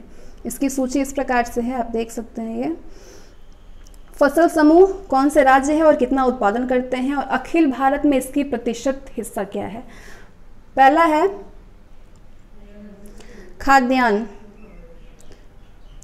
चावल का उत्पादन सबसे ज्यादा पश्चिम बंगाल में होता है, दूसरा उत्तर प्रदेश में और तीसरा पंजाब में होता है और अखिल भारत में। और उत्तर प्रदेश में इसका उत्पादन जो है वो 15.54 मिलियन टन है और अखिल भारत में इसकी प्रतिशतता है 13.34। गेहूं का उत्पादन सबसे ज़्यादा उत्तर प्रदेश में होता है, दूसरा पंजाब, तीसरा मध्य प्रदेश। उत्तर प्रदेश में इसका उत्पादन होता है 32.75 मिलियन टन और इसकी प्रतिशतता है, मतलब 100% में इसकी प्रतिशतता कितनी है, 32.04। अखिल भारत में इसकी प्रतिशत हिस्सा है। मक्का का सबसे ज़्यादा उत्पादन कर्नाटक में होता है, दूसरा मध्य प्रदेश में, तीसरा बिहार में। ज्वार का उत्पादन सबसे ज़्यादा कर्नाटक में, दूसरा नंबर पे महाराष्ट्र में, तीसरे में तमिलनाडु पे। बाजरा का सबसे ज़्यादा उत्पादन राजस्थान में होता है, दूसरा उत्तर प्रदेश में, तीसरा हरियाणा में होता है। उत्तर प्रदेश में बाजरा का उत्पादन 1.78 है, जिसकी प्रतिशतता देखिए तो 20.66% का हिस्सा है इसका। कुल न्यूट्री या मोटे अनाज सबसे ज़्यादा राजस्थान में, दूसरा कर्नाटक, तीसरा मध्य प्रदेश में। चना का सबसे ज़्यादा उत्पादन मध्य प्रदेश में होता है, दूसरा राजस्थान में, तीसरा महाराष्ट्र में। तूर यानी अरहर का उत्पादन सबसे ज़्यादा कर्नाटक में, दूसरा महाराष्ट्र में, तीसरा मध्य प्रदेश में होता है। कुल दाल का सबसे ज़्यादा उत्पादन मध्य प्रदेश में, दूसरा राजस्थान में, तीसरा उत्तर प्रदेश में होता है। उत्तर प्रदेश में इसका उत्पादन 2.40 मिलियन टन होता है। कुल खाद्यान्न का उत्पादन उत्तर प्रदेश में सबसे ज़्यादा होता है, फिर मध्य प्रदेश में, फिर पंजाब में। उत्तर प्रदेश में ये 54.6 मिलियन टन होता है। अब तिलहन में, ये तो खाद्यान्न था।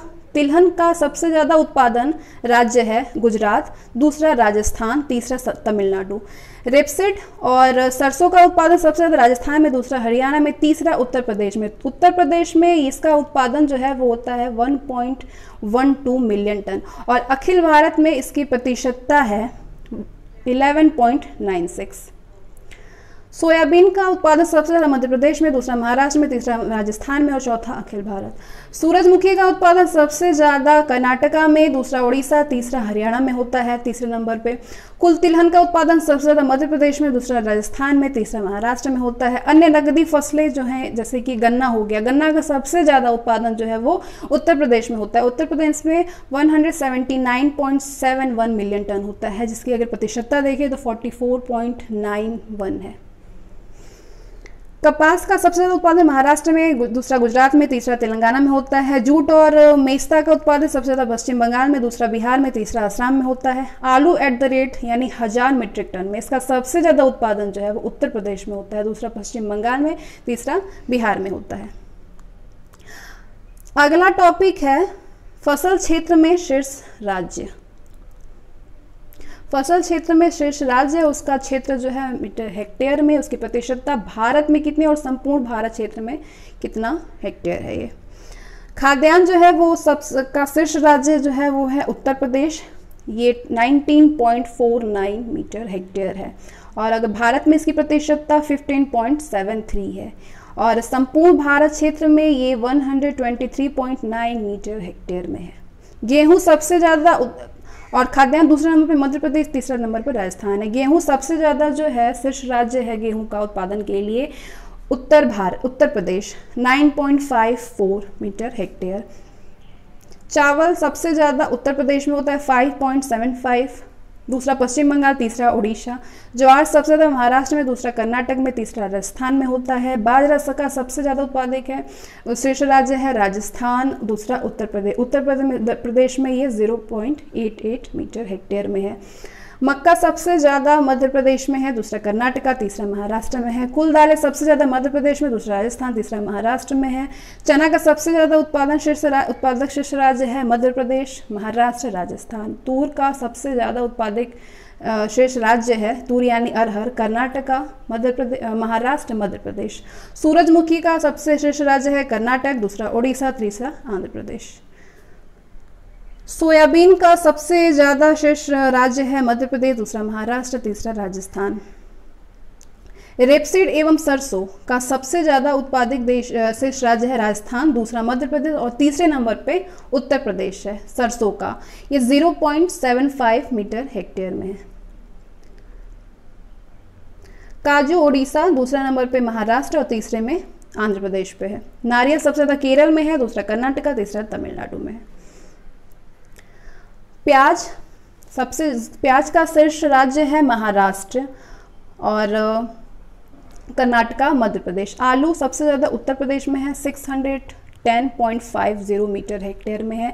भारत में इसकी प्रतिशतता आलू की 28.25 है और मीटर हेक्टेयर में 2160.69 संपूर्ण भारत क्षेत्र में। गन्ना का सबसे ज़्यादा शेष राज्य है उत्तर प्रदेश 2.22, दूसरा नंबर पे महाराष्ट्र, तीसरे नंबर पे कर्नाटका। जूट एवं मेस्ता जो है सबसे ज़्यादा पश्चिम बंगाल में, दूसरा बिहार, तीसरा असम। कपास का सबसे ज़्यादा उत्पादक शेष राज्य है महाराष्ट्र, दूसरा गुजरात, तीसरा तेलंगाना। वैश्विक कृषिगत उत्पादन मात्रा में शीर्ष देश कौन सा है?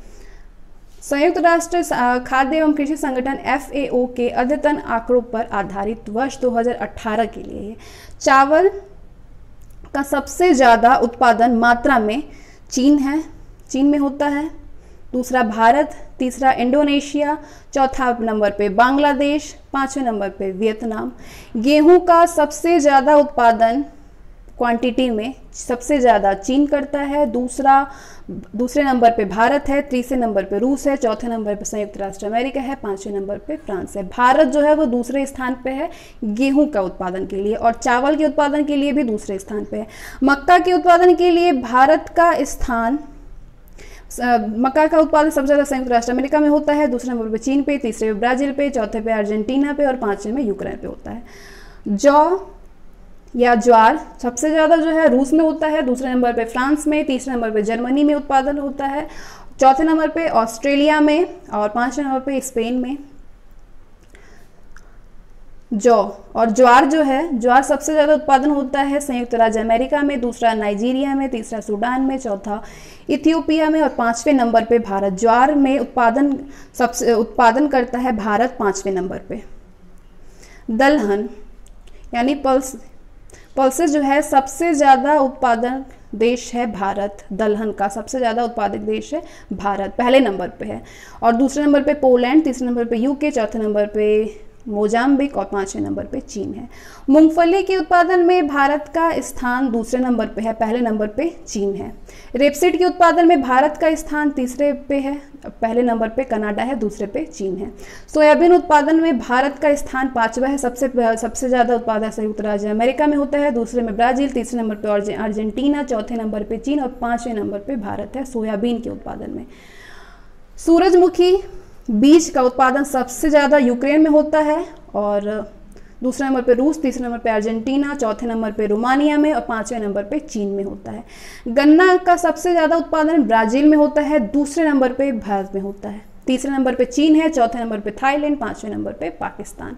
कपास का जो बीज है वो सबसे ज़्यादा उत्पादन देश है चीन, दूसरे नंबर पे भारत है कपास के मामले में, तीसरे नंबर पे संयुक्त राज्य अमेरिका है, चौथे पे पाकिस्तान है, पांचवें पे ब्राज़ील है। जूट का उत्पादन मात्रा की दृष्टि से सबसे ज़्यादा भारत में होता है, दूसरे नंबर पे बांग्लादेश में, तीसरे नंबर पे चीन पे, फिर उसके बाद उज्बेकिस्तान में चौथे नंबर पे और पांचवें नंबर पे नेपाल में होता है। आलू का सबसे ज़्यादा उत्पादन होता है चीन में, दूसरे नंबर पे भारत होता है। आलू का उत्पादन भारत दूसरे स्थान पे है, तीसरा यूक्रेन, चौथा रूस, पांचवा संयुक्त राष्ट्र अमेरिका। प्याज सूखी का उत्पादन सबसे ज़्यादा कौन सा देश करता है? चीन करता है, दूसरे नंबर पे भारत करता है, तीसरे नंबर पे संयुक्त राज्य अमेरिका, चौथे नंबर पे मिस्र और पांचवा ईरान। टमाटर का उत्पादन सबसे ज़्यादा होता है चीन में मात्रा की दृष्टि से, दूसरे नंबर पे भारत पे, तीसरे पे संयुक्त राष्ट्र अमेरिका, चौथे पे तुर्की, पांचवे पे मिस्र। सेब का सबसे ज़्यादा उत्पादन चीन में होता है, उसके बाद संयुक्त राज्य अमेरिका दूसरे नंबर पे है, तीसरे नंबर पे पोलैंड है, चौथे पे तुर्की, पांचवे में ईरान है। केला का सबसे ज़्यादा उत्पादन भारत देश करता है, उसके बाद चीन, फिर इंडोनेशिया, फिर ब्राज़ील, फिर इक्वेडोर। नारियल का सबसे ज़्यादा उत्पादन इंडोनेशिया करता है, फिर फिलीपींस करता है, तीसरे नंबर पे भारत करता है नारियल का उत्पादन, चौथे पे श्रीलंका, पांचवे पे ब्राज़ील। अंगूर का सबसे ज़्यादा उत्पादन चीन में होता है, फिर इटली, फिर संयुक्त राज्य अमेरिका, फिर स्पेन, फिर फ्रांस। संतरा का सबसे ज़्यादा उत्पादन देश है मात्रा की दृष्टि से ब्राज़ील, फिर चीन। भारत तो जो है वो तीसरे नंबर पे है, उसके बाद संयुक्त राज्य अमेरिका चौथे नंबर पे, मैक्सिको पांचवें नंबर पे। चुकंदर का उत्पादन सबसे ज़्यादा रूस में होता है, फिर फ्रांस में, फिर संयुक्त राज्य अमेरिका में, फिर जर्मनी में, फिर तुर्की में। मसाले का उत्पादन सबसे ज़्यादा भारत में होता है, मसाले के मामले में भारत नंबर 1 पे है, दूसरा पे तुर्की है, तीसरे पे बांग्लादेश है, चौथे पे चीन है, पांचवे पे इंडोनेशिया है। चाय का सबसे ज़्यादा उत्पादन चीन करता है, दूसरे नंबर पर भारत करता है, तीसरे में केनिया और चौथे में श्रीलंका, फिर तुर्की करता है। कॉफ़ी हरी वाली का सबसे ज़्यादा उत्पादक देश है ब्राज़ील, फिर वियतनाम, फिर इंडोनेशिया, फिर चौथा कोलंबिया, पांचवा होंडुरास। तंबाकू का सबसे ज़्यादा उत्पादक देश है चीन, दूसरे नंबर पे ब्राज़ील, तीसरे नंबर पे भारत है तंबाकू के मामले में, चौथे नंबर पे संयुक्त राज्य अमेरिका और पांचवें नंबर पे इंडोनेशिया है। कोकोआ बीन्स सबसे ज़्यादा कोटे डी आइवर में, दूसरा घाना में, तीसरा इंडोनेशिया, चौथा नाइजीरिया, पांचवा कैमरून। प्राकृतिक रबर सबसे ज़्यादा थाईलैंड में होता है, फिर इंडोनेशिया में, फिर वियतनाम में, फिर चौथे नंबर पे प्राकृतिक रबर का उत्पादन भारत करता है, पांचवें नंबर पे चीन करता है। कुल दूध 4 देश में, सबसे ज़्यादा भारत में, दूसरा संयुक्त राज्य अमेरिका, तीसरा पाकिस्तान, चौथा चीन में। फसलों के न्यूनतम समर्थन मूल्य फसल वर्ष रुपए क्विंटल में।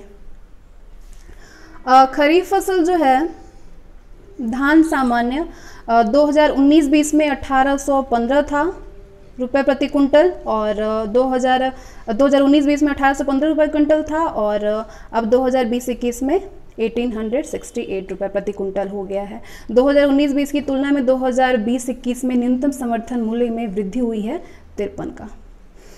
धान जो ग्रेड ए है वो 2019-20 में ये था 1835 रुपये प्रति कुंटल और 2020-21 में 1888 रुपये प्रति कुंटल हो गया है, जो कि जिसमें वृद्धि हुई है 53। ज्वार संकट जो है 2019-20 में 2550 रुपये प्रति कुंटल था और अब हो गया है 2020-21 में 2620 और इसमें वृद्धि हुई है 70 की। बाजरा 2019-20 में 2000 था और 20-21 में 2150 हो गया है, इसमें वृद्धि हुई है 150 की। मक्का जो है 2019-20 में 1760 था, अब 2020-21 में 1850 प्रति कुंटल हो गया है। रागी 2019-20 में 3150 रुपये प्रति कुंटल था और 2020-21 में 3295 रुपये प्रति कुंटल हो गया है, जिसमें वृद्धि 145 की हो गई है। अरहर जो दाल होता है वो 2019-20 में 5800 रुपये प्रति कुंटल था और अब जो है 2020-21 में 6000 रुपये प्रति कुंटल हो गया है, 200 की वृद्धि हो गई है। मूंग दाल जो है वो 7050 रुपये प्रति कुंटल था, जो कि 2020-21 में 7196 रुपये प्रति कुंटल हो गया है। उड़द दाल जो है 5700 रुपये प्रति कुंटल था, अब 6000 रुपये प्रति कुंटल हो गया है 2020-21 में। कपास मीडियम स्टेपल जो है 2019-20 में 5255 रुपये प्रति कुंटल था, 2020-21 में 5515 रुपये प्रति कुंटल हो गया है, 260 की वृद्धि हो गई है। कपास लॉन्ग स्टेपल 5550 रुपये प्रति कुंटल था 2019-20 में और 2020-21 में 5825 रुपये प्रति कुंटल हो गया है, 275 की वृद्धि हो गई है। मूंगफली जो है 2019-20 में 5090 रुपये प्रति कुंटल था, जो कि अब हो गई है 5275 रुपये प्रति कुंटल 2020-21 में हो गई है। सूरजमुखी के बीज 2019-20 में सूरजमुखी के बीज में 5650 रुपये प्रति कुंटल था, जो कि 2020-21 में 5885 रुपये प्रति कुंटल हो गया, 235 की वृद्धि हो गई है। तिलहन जो है 2019-20 में 6485 था, जो कि 2020-21 में 6855 रुपये प्रति कुंटल हो गई है, 370 की वृद्धि हो गई है। नाइजर सीड 2019-20 में 5940 रुपीज़ प्रति कुंटल था, जो कि 2020-21 में 6695 रुपये प्रति कुंटल हो गई है, 755 की वृद्धि हो गई है। सोयाबीन पीला वाला 2019-20 में 3710 रुपये प्रति कुंटल था, जो कि 2020-21 में बढ़कर 3880 रुपये प्रति कुंटल हो गया है, 107 की वृद्धि हो गई है। रबी फसलें गेहूं जो है गेहूं 2019-20 में 1925 रुपये प्रति कुंटल था, जो कि 2019-20 में 2025 प्रति कुंटल हो गया है, 2018-19 में 1840 रुपये प्रति कुंटल था। जौ 2018-19 में 1440 रुपये प्रति कुंटल था, 2019-20 में बढ़कर 1525 रुपये प्रति कुंटल हो गया है। चना जो है 4620 रुपये प्रति कुंटल था, जो कि 2019-20 में बढ़कर 4875 रुपये प्रति कुंटल हो गया है। मसूर लेटिल 4475 रुपये प्रति कुंटल था 2018-19 में, जो कि 2019-20 में बढ़कर 4800 रुपये प्रति कुंटल हो गया है। रेपसीड यानी सरसों जो है 4200 रुपये प्रति कुंटल था 2018-19 में, जो कि 2019-20 में बढ़कर 4425 रुपये प्रति कुंटल हो गया है। कुसुम यानी सेफ्लावर जो है वो 4945 रुपये प्रति कुंटल था, जो कि 5215 रुपये प्रति कुंटल हो गया, 270 की वृद्धि हो गई है। अनाज और दालों की निवल उपलब्ध मात्रा। अब रेलवे से संबंधित अद्यतन तथ्य हैं कुछ। पश्चिम मध्य रेलवे के जबलपुर मंडल में बैटरी से चलने वाले ड्यूल मोड शंटिंग लोको नवदूत का निर्माण किया गया है। इसका परीक्षण सफल रहा है। जुलाई 2020 में भारतीय रेल ने नया कीर्तिमान स्थापित करते हुए शेषनाग ट्रेन का संचालन किया है, जो कि 2.8 किलोमीटर लंबी ट्रेन है। शेषनाग ट्रेन में 6000 हॉर्स पावर की क्षमता वाले 4 इलेक्ट्रिक इंजन लगाए गए हैं। इसे 251 वैगन यानी डब्बों के साथ नागपुर डिवीज़न से कोरबा के बीच चलाया गया है। जून 2020 में सुपर एनाकोंडा ट्रेन का संचालन बिलासपुर और चक्रधरपुर डिवीजन के मध्य किया गया है। इसकी लंबाई जो है वो 2.0 किलोमीटर है। इसमें 6000 हार्स पावर की क्षमता वाले 3 इलेक्ट्रिक इंजन लगाए गए थे। इसकी अधिकतम रफ्तार 60 किलोमीटर प्रति घंटा थी। इसमें 177 लोडेड वैगन लगे थे जिस पर 15,000 टन वजन लोड था। अक्टूबर 2019 में लखनऊ नई दिल्ली मार्ग पर IRCTC द्वारा देश की पहली निजी ट्रेन तेजस एक्सप्रेस का संचालन प्रारंभ किया गया। जनवरी 2020 में अहमदाबाद मुंबई के मध्य IRCTC द्वारा देश की दूसरी निजी ट्रेन तेजस एक्सप्रेस का संचालन प्रारंभ किया गया है। हाल ही में रेल मंत्रालय ने 151 आधुनिक रेलगाड़ियों रेक्स के आवागमन हेतु 109 जोड़ी मूल गंतव्यों OD के लिए यात्री रेल सेवाओं के संचालन में निजी भागीदारी के लिए 68 आवेदन आमंत्रित किए हैं। पूरे रेलवे नेटवर्क को 12 समूहों में बांटा गया है और इन्हीं में 109 जोड़ी निजी रेलगाड़ियां चलेंगी। प्रत्येक ट्रेन में न्यूनतम 16 कोच होंगे। इस परियोजना में निजी क्षेत्र का लगभग 30,000 करोड़ रुपए का निवेश होगा। रेलगाड़ियों की अधिकतम गति सीमा 160 किलोमीटर प्रति घंटा होगी। नेक्स्ट टॉपिक है बैंकिंग क्षेत्र।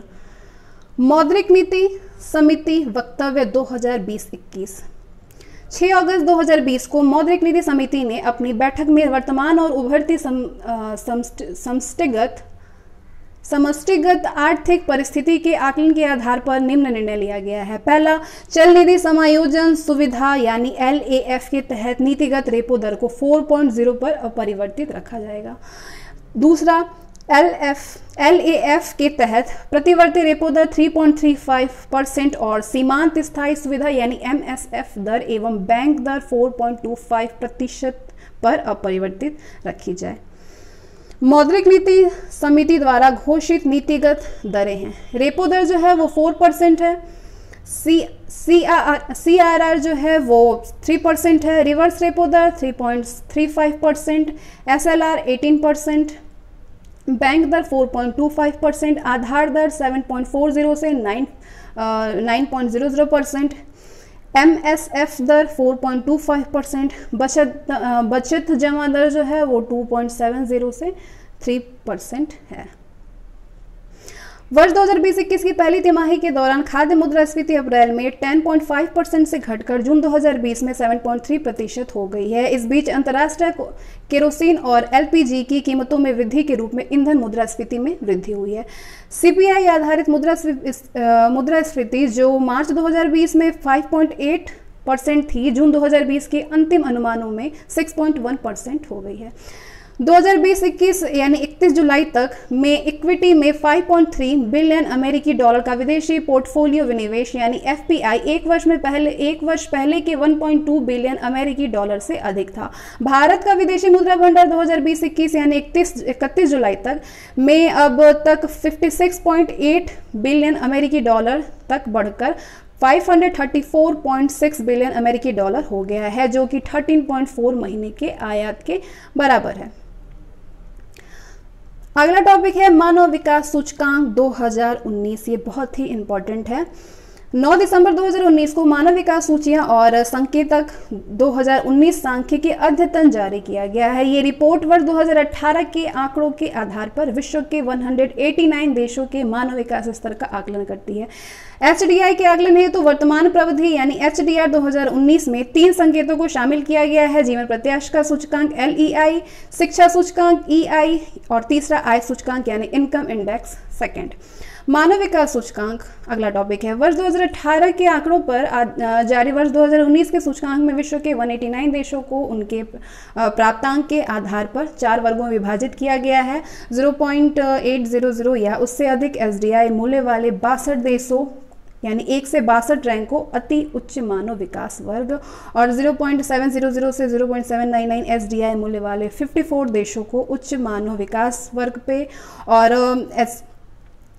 37 देशों को जो कि 170 से 153 रैंक को मध्यम मानव विकास वर्ग तथा 0.550 से कम अंक पाने वाले 36 देशों यानी 154 से 189 रैंक को निम्न मानव विकास वर्ग में रखा गया है। SDR 2019 में प्रथम 5 स्थानों पर प्रमुख देश हैं। 5 स्थान पे कौन कौन से देश है? पहला नॉर्वे है 0.954, स्विट्जरलैंड दूसरे नंबर पे 0.946, आयरलैंड 0.942, जर्मनी 0.939 और 5वें नंबर पे हांगकांग है। पहले नंबर पे एसडीआर में है नॉर्वे, दूसरे पे स्विट्जरलैंड, तीसरा पे आयरलैंड, चौथे पे जर्मनी और 5वें पे हांगकांग। एसडीआर 2019 में भारत 0.647 यानी 129वें स्थान पर है। एसडीआर 2019 में भारत मध्य मानव विकास वर्ग में है। अगला टॉपिक है IMD विश्व प्रतिस्पर्धता रैंकिंग 2020। IMD 16 जून 2020 को IMD विश्व प्रतिस्पर्धता रैंकिंग 2020 स्विट्जरलैंड के लुसाने में जारी की गई है। वर्ष 2010 के बाद दूसरी बार इस रैंकिंग में सिंगापुर को विश्व की सबसे अधिक प्रतिस्पर्धा अर्थव्यवस्था के रूप में शीर्ष स्थान पर रखा गया है। डेनमार्क और स्विट्जरलैंड रैंकिंग में क्रमशः दूसरे और तीसरे स्थान पर है। डेनमार्क दूसरे स्थान पर है और स्विट्जरलैंड तीसरे स्थान पर है। नीदरलैंड इस वर्ष छठे स्थान से चौथे स्थान पर पहुंच गया है। हांगकांग ने इस बार 5वां स्थान प्राप्त किया है। वेनेजुएला रैंकिंग में अंतिम पायदान यानी 63वीं पर बना हुआ है। सऊदी अरब 2 स्थानों की उछाल से रैंकिंग में 24वें स्थान पर पहुंच गया है और कतर इस वर्ष 14वें स्थान पर है। भारत IMD विश्व प्रतिस्पर्धता रैंकिंग 2020 में विश्व की 43वीं सर्वाधिक प्रतिस्पर्धी अर्थव्यवस्था है। पिछली रैंकिंग की तुलना में भारत के स्थान में कोई भी परिवर्तन नहीं हुआ है। अगला टॉपिक है अंतर्राष्ट्रीय बौद्धिक संपदा सूचकांक 2020। 5 फरवरी 2020 को यूएस चैम्बर ऑफ कॉमर्स के वैश्विक नवाचार नीति केंद्र यानी ग्लोबल इनोवेशन पॉलिसी सेंटर द्वारा अंतर्राष्ट्रीय बौद्धिक संपदा सूचकांक 2020 का 8वां संस्करण किया गया है। गौरतलब है कि इस सूचकांक में विश्व की 53 अर्थव्यवस्था को शामिल किया गया है जो वैश्विक सकल घरेलू उत्पाद यानी ग्लोबल GDP में 90% का योगदान करती है। इस सूचकांक में 50 विभिन्न संकेतकों के आधार पर इन 53 देशों में बौद्धिक संपदा अवसंरचना का मूल्यांकन किया गया है। इस वर्ष के सूचकांक में संयुक्त राज्य अमेरिका पहले, यूनाइटेड किंगडम दूसरे, फ्रांस तीसरे, जर्मनी चौथे और स्वीडन 5वें स्थान पर है। उल्लेखनीय है कि भारत पिछले सूचकांक वर्ष 2019 के 36वें स्थान से 4 स्थानों की कमी के साथ इस वर्ष के सूचकांक में 40वें स्थान पर पहुंच गया है। 4 स्थानों की कमी हो गई है। 36वें स्थान से 4 स्थानों की कमी के साथ इस वर्ष के सूचकांक में 40वें स्थान पर पहुंच गया है। भारत के अतिरिक्त अन्य ब्रिक्स देशों में चीन 28वें, रूस 31वें, ब्राजील 34वें और दक्षिण अफ्रीका जो है वो 43वें स्थान पर है। भारत के अतिरिक्त अन्य ब्रिक्स देशों में चीन जो है 28वें स्थान पर है, रूस 31वें, ब्राजील 34वें, दक्षिण अफ्रीका 43वें स्थान पर है। सूचकांक में भारत के अतिरिक्त शामिल एकमात्र दक्षिण एशियाई देश पाकिस्तान जो है वो 51वें स्थान पर है। 51वें स्थान पर है। एशिया महाद्वीप के अन्य देशों में जापान 6वें, सिंगापुर 11वें, दक्षिण कोरिया 13वें और मलेशिया 27वें स्थान पर है। अगली जो टॉपिक है वो है वैश्विक प्रतिस्पर्धता रिपोर्ट 2019। 24 सितंबर 2019 को जेनेवा स्थित विश्व आर्थिक मंच यानी WEF द्वारा वैश्विक प्रतिस्पर्धात्मकता रिपोर्ट 2019 ग्लोबल कॉम्पिटिटिवनेस रिपोर्ट 2019 प्रकाशित की गई है। वैश्विक प्रतिस्पर्धात्मकता सूचकांक पर्यावरण, मानव पूंजी, बाजार तथा नवप्रवर्तन से संबंधित 12 स्तंभों पर आधारित है। सूचकांक में 0 से 100 अंकों के मध्य अंक स्कोर प्रदान किया जाता है, जिसमें 100 सर्वोत्तम प्रतिस्पर्धात्मकता को जबकि 0 जो है 0 न्यूनतम प्रतिस्पर्धात्मकता को प्रदर्शित करता है। रिपोर्ट में प्रस्तुत वैश्विक प्रतिस्पर्धात्मकता सूचकांक 4.0 2019 के तहत सिंगापुर को शीर्ष स्थान प्राप्तांक यानी शीर्ष स्थान प्राप्तांक 84.8 प्राप्त हुआ है। दूसरे स्थान पर संयुक्त राज्य अमेरिका प्राप्तांक है 83.7, तीसरे स्थान पर हांगकांग प्राप्तांक है 83.1, चौथे स्थान पर नीदरलैंड प्राप्तांक है 82.4 तथा 5वें स्थान पर स्विट्जरलैंड जो कि प्राप्तांक है 82.3 है। सूचकांक में भारत जो है वो 68वें स्थान पर जिसका प्राप्तांक है 61.4 पर है। वर्ष 2018 के मुकाबले भारत की रैंकिंग में 10 अंकों की कमी हो गई है। भारत के पड़ोसी देशों में श्रीलंका को 84वां, बांग्लादेश को 105, श्रीलंका को 84वां और बांग्लादेश को 105वां, पाकिस्तान को 110वां तथा नेपाल को 108वां स्थान प्राप्त हुआ है। ब्रिक्स देशों में चीन 28वें, रूस 43वें, भारत 68वें, भारत को 68वें, दक्षिण अफ्रीका 60वें तथा ब्राजील जो है वो 71वें स्थान पर है। अगला टॉपिक है भ्रष्टाचार बोध सूचकांक 2019। अंतर्राष्ट्रीय गैर सरकारी संगठन ट्रांसपेरेंसी इंटरनेशनल, जिसका सचिवालय बर्लिन जर्मनी में है, के द्वारा वर्ष 1995 से प्रति वर्ष भ्रष्टाचार बोध सूचकांक करप्शन परसेप्शन इंडेक्स CPI जारी किया जा रहा है। ट्रांसपेरेंसी इंटरनेशनल द्वारा जनवरी 2020 में 25वां वार्षिक भ्रष्टाचार बोध सूचकांक 2019 CPI 2019 जारी किया गया है। इस सूचकांक में कुल 180 देशों को रैंकिंग प्रदान की गई है। ये सूचकांक 0 से 100 अंकों तक विस्तारित है, जिसमें 0 का अर्थ सर्वाधिक भ्रष्ट यानी हाईली करप्ट और 100 का अर्थ होगा सर्वाधिक ईमानदार यानी वेरी क्लीन होने से है। इस सूचकांक में डेनमार्क तथा न्यूजीलैंड 87 अंकों के साथ प्रथम स्थान पर है। इसके पश्चात फिनलैंड स्कोर 86, सिंगापुर, स्वीडन एवं स्विट्जरलैंड प्रत्येक का स्कोर 85, संयुक्त रूप से चौथे तथा नॉर्वे स्कोर 84 7वें स्थान पर है। इस सूचकांक में भारत को मोरक्को, घाना, चीन तथा बेनिन के साथ संयुक्त रूप से 80वीं रैंक हासिल हुई है। इन सभी देशों का सूचकांक स्कोर 41 है। उल्लेखनीय है कि गत वर्ष के सूचकांक में भारत जो है वो 41 के स्कोर के साथ 78वें स्थान पर था। अगला टॉपिक है समावेशी विकास सूचकांक। अगली जो सूचकांक है 22 जनवरी 2018 को विश्व आर्थिक मंच यानी WEF द्वारा समावेशी समृद्धि एवं विकास report inclusive growth and development report 2018 का प्रकाशन किया गया है। रिपोर्ट में 29 विकसित एवं 74 विकासशील अर्थव्यवस्थाओं कुल 103 देशों को समावेशी विकास सूचकांक के अनुसार क्रमबद्ध किया गया है। सूचकांक के निर्माण हेतु 3 प्रमुख पैरामीटर्स, पहला समृद्धि एवं विकास ग्रोथ एंड डेवलपमेंट, दूसरा समावेशन इंक्लूजन और तीसरा अंतरपीढ़ीय समता एवं निरंतरता इंटीग्रेशन इक्विटी एंड सस्टेनेबिलिटी के अंतर्गत 12 संकेतकों का प्रयोग किया गया है। इन 12 संकेतकों में किए गए प्रदर्शन के आधार पर अर्थव्यवस्था को 1 से 7 तक अंक प्रदान किए गए हैं। विकसित देशों में प्रथम 5 स्थान प्राप्त करने वाले देश एवं उनके अंक इस प्रकार से हैं। पहला है नॉर्वे, दूसरे आइसलैंड, तीसरा लग्जमबर्ग, चौथा स्विट्जरलैंड, 5वां डेनमार्क। विकासशील देशों की सूची में प्रथम 5 स्थान प्राप्त करने वाले देश एवं उनके नाम है। विकासशील देशों में 5 देश हैं। कौन कौन से? लिथुआनिया, दूसरे नंबर पे हंगरी, तीसरे नंबर पे अजरबैजान, चौथे नंबर पे लाटविया और 5वें नंबर पे पोलैंड है। समावेशी विकास सूचकांक के विकासशील देशों की सूची में भारत 3.09 अंकों के साथ 62वें स्थान पर है। अगला टॉपिक है आर्थिक स्वतंत्रता सूचकांक 2020। आर्थिक स्वतंत्रता के मापन हेतु प्रसिद्ध अमेरिकी थिंक टैंक दी हेरिटेज फाउंडेशन एवं दी वॉल स्ट्रीट जर्नल द्वारा प्रतिवर्ष आर्थिक स्वतंत्रता सूचकांक का प्रतिपादन किया जाता है। मार्च 2020 में 26वें आर्थिक स्वतंत्रता सूचकांक EFI इकोनॉमिक फ्रीडम इंडेक्स 2020 का प्रतिपादन किया गया है। वर्ष 2095 से जारी किए जाने वाले सूचकांक के वर्ष 2020 के संस्करण में कुल 180 देशों को रैंकिंग प्रदान की गई है। यद्यपि इस सूचकांक में 186 देशों को शामिल किया गया है, परंतु इराक, लीबिया, लिस्टेनस्टीन, सोमालिया, सीरिया और यमन को कोई भी रैंकिंग प्रदान नहीं की गई है। सूचकांक का निर्माण 4 प्रमुख श्रेणियों के अंतर्गत 12 स्वतंत्रता सूचकों के आधार पर किया गया है। इस सूचकांक में शीर्ष स्थान पर सिंगापुर है और फिर हांगकांग, फिर न्यूजीलैंड, फिर ऑस्ट्रेलिया और फिर स्विट्जरलैंड है। भारत 56.5 अंकों के साथ 120वें स्थान पर है। इस सूचकांक में अंतिम 5 स्थान प्राप्त करने वाले देश हैं उत्तर कोरिया 180, वेनेजुएला 179, क्यूबा 178, इरिट्रिया 177 और कॉन्गो गणराज्य 176 पर है। अगला जो टॉपिक है, अगला सूचकांक है वैश्विक आतंकवाद सूचकांक 2019।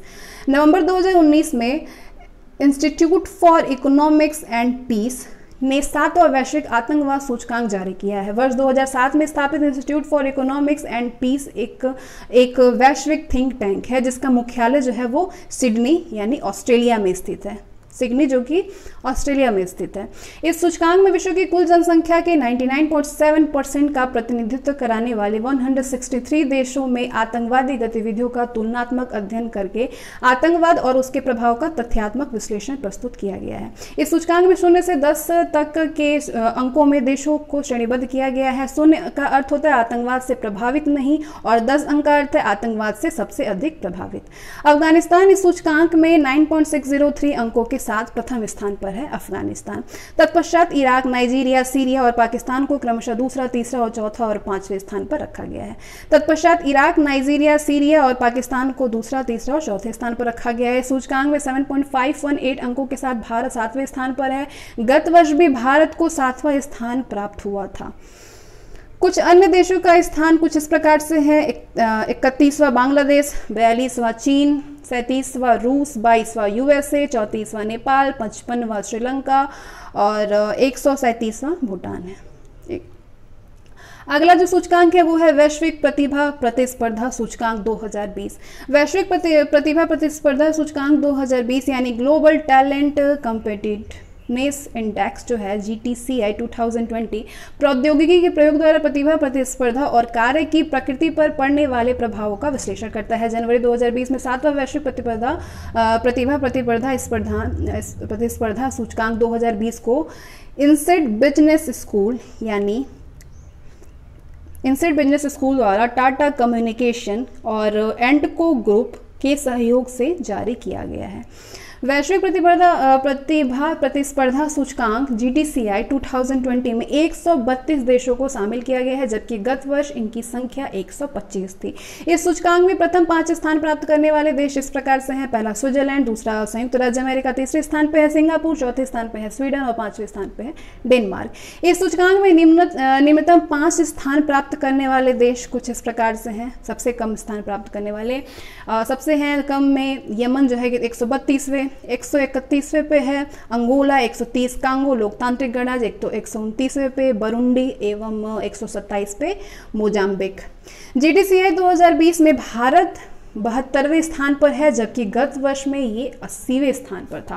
ब्रिक्स के अन्य देशों का स्थान कुछ इस प्रकार से है। 42वें पे रूस चीन है, 48वें रूस है, 70 दक्षिण अफ्रीका और 80वें स्थान पे ब्राजील है। भारत के पड़ोसी देशों का स्थान कुछ इस प्रकार से है। श्रीलंका 83 पे है, भूटान 92 पे है, पाकिस्तान 106 पे है और 124वें पे बांग्लादेश है। अगली जो सूचकांक है वो है जलवायु परिवर्तन प्रदर्शन सूचकांक 2020।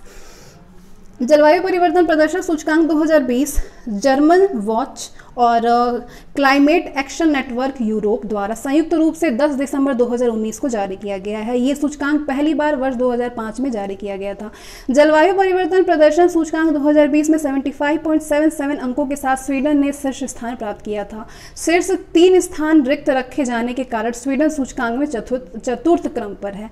रिपोर्ट के अनुसार भारत 3 स्थानों पर कोई भी स्थान नहीं बना सका है, क्योंकि पेरिस समझौते के लागू होने के बाद भी किसी भी देश द्वारा जलवायु परिवर्तन के खतरनाक प्रभावों, तापमान को 2 डिग्री सेंटीग्रेड से 1.5 डिग्री सेंटीग्रेड की सीमा तक बनाए रखने की रोकथाम हेतु पर्याप्त कदम नहीं उठाए गए हैं।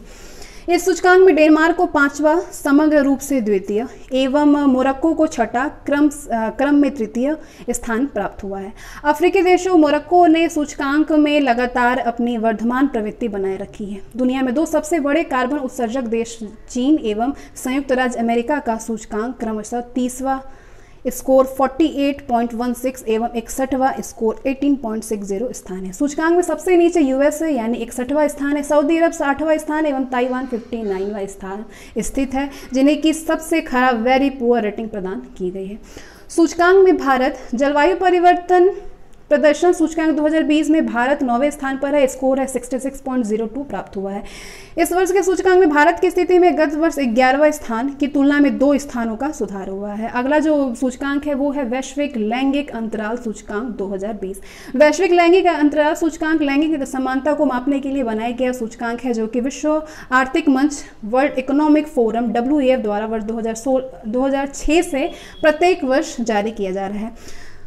16 दिसंबर 2019 को विश्व आर्थिक मंच द्वारा वैश्विक लैंगिक अंतराल सूचकांक 2020 जारी किया गया है। ये सूचकांक 4 क्षेत्रों में लैंगिक अंतराल परीक्षण के आधार पर जारी किया जाता है। ये 4 क्षेत्र इस प्रकार से हैं। पहला है आर्थिक भागीदारी एवं अवसर, दूसरा है शैक्षणिक उपलब्धियां, तीसरा है स्वास्थ्य एवं उत्तरजीविता तथा चौथा है राजनीतिक सशक्तिकरण। ये सूचकांक 0 से 1 के स्कोर के मध्य विस्तारित है, जिसमें 0 का अर्थ पूर्ण लैंगिक असमानता तथा 1 का अर्थ पूर्ण लैंगिक समानता है। वैश्विक लैंगिक अंतराल सूचकांक 2020 में कुल 153 देशों को शामिल किया गया है। वैश्विक लैंगिक अंतराल सूचकांक 2020 में शीर्ष 5 देश, पहला है आइसलैंड, दूसरा है नॉर्वे, आइसलैंड जो है वो 0.877, नॉर्वे जो है 0.842, तीसरा है फिनलैंड जो कि 0.32 है 0.832, और चौथे पे है स्वीडन जो है वो 0.820 है, और 5वें पे है निकारागुआ जो कि 0.804 पे। वैश्विक लैंगिक अंतराल सूचकांक 2020 में ब्रिक्स देशों की स्थिति 17वां दक्षिण अफ्रीका है, और 81वां रूसी संघ, 52वां ब्राजील, 106वां चीन और 112वां भारत है। अगला जो सूचकांक है वह सतत विकास लक्ष्य सूचकांक 2017 विश्व से गरीबी और भूखमरी को समाप्त करने, लिंग समानता को सुनिश्चित करने तथा सभी को सम्मानित जीवन का अवसर उपलब्ध कराने सहित अनेक उद्देश्यों की प्राप्ति हेतु सहस्त्राब्दी विकास लक्ष्य यानी MDG 2000 से 2015 अपनाया गया था। कालांतर में इसे और समावेशी एवं धारणीय बनाते हुए इसके स्थान पर सतत विकास लक्ष्य SDG 2016 से 2030, जिसे एजेंडा 2030 भी कहा जाता है, को वर्ष 2015 में स्वीकार किया गया है। इसमें 17 मुख्य लक्ष्यों तथा 169 सहायक लक्ष्यों को निर्धारित करते हुए P5 यानी people, planet, peace, prosperity and partnership पर जोर दिया गया है। सतत विकास लक्ष्यों की प्राप्ति हेतु प्रगति का आकलन करने के उद्देश्य से हाल ही में संयुक्त राष्ट्र सतत विकास समाधान नेटवर्क यानी SDSN और बर्ल्समैन स्टिफ्टंग द्वारा संयुक्त रूप से सतत विकास लक्ष्य सूचकांक और dashboards report 2017 SDX index and dashboard report 2017 जारी की गई है। इस रिपोर्ट में सतत विकास लक्ष्य सूचकांक भी जारी किया गया है। सतत विकास समाधान नेटवर्क यानी SDSN और बर्ल्समैन स्टिफ्टंग द्वारा 6 जुलाई 2017 को दूसरा सतत विकास लक्ष्य सूचकांक जारी किया गया है। उल्लेखनीय है कि वर्ष 2016 में पहला सतत विकास लक्ष्य सूचकांक जारी किया गया था। इस सूचकांक में संयुक्त राष्ट्र ने 193 सदस्य देशों में से 157 देशों को शामिल किया गया है, जबकि गत वर्ष 2016 में 149 सदस्य देशों को शामिल किया गया था। इन देशों को 0 से 100 के बीच अंक प्रदान किया गया था। 0 स्कोर सबसे खराब स्थिति को तथा 100 स्कोर जो है वो सबसे बेहतर स्थिति को दर्शाता है। इस सूचकांक में प्रथम 3 स्थानों पर क्रमशः स्वीडन, दूसरे पे डेनमार्क और फिनलैंड है। ब्रिक्स देशों में भारत एवं दक्षिण अफ्रीका की रैंकिंग 100 से नीचे क्रमशः 116 तथा 108 है। शेष 3 देशों में ब्राजील, रूस तथा चीन की रैंकिंग क्रमशः 56, 62 तथा 71 है। 56, 62 तथा 71 है। सतत विकास सूचकांक में भारत 58.1 प्राप्तांक के साथ रैंकिंग में 116वें स्थान पर है, जबकि गत वर्ष ये 110वें स्थान पर था। इस वर्ष के सूचकांक में भारत के प्राप्तांक में लगभग 10 अंकों यानी 9.7 अंक की वृद्धि हुई है, परंतु रैंक में 6 स्थान की कमी आई है। भूटान 65.5 प्राप्तांक के साथ 83वें, श्रीलंका 65.9 प्राप्तांक के साथ 81वें तथा नेपाल 61.6 प्राप्तांक के साथ 105वें स्थान पर है। इस रिपोर्ट में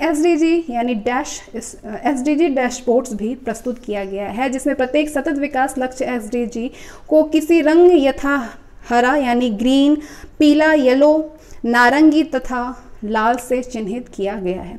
गत वर्ष केवल 3 रंग हरा, पीला तथा लाल शामिल थे। ग्रीन कलर से चिन्हित किए जाने का तात्पर्य है कि सतत विकास लक्ष्यों को प्राप्त कर लिया गया है, जबकि येलो और ऑरेंज ये संकेत देता है कि अनेक चुनौतियां अभी भी शेष है, जबकि जो रेड कलर है ये प्रदर्शित करता है कि देश लक्ष्य प्राप्ति से काफ़ी दूर है।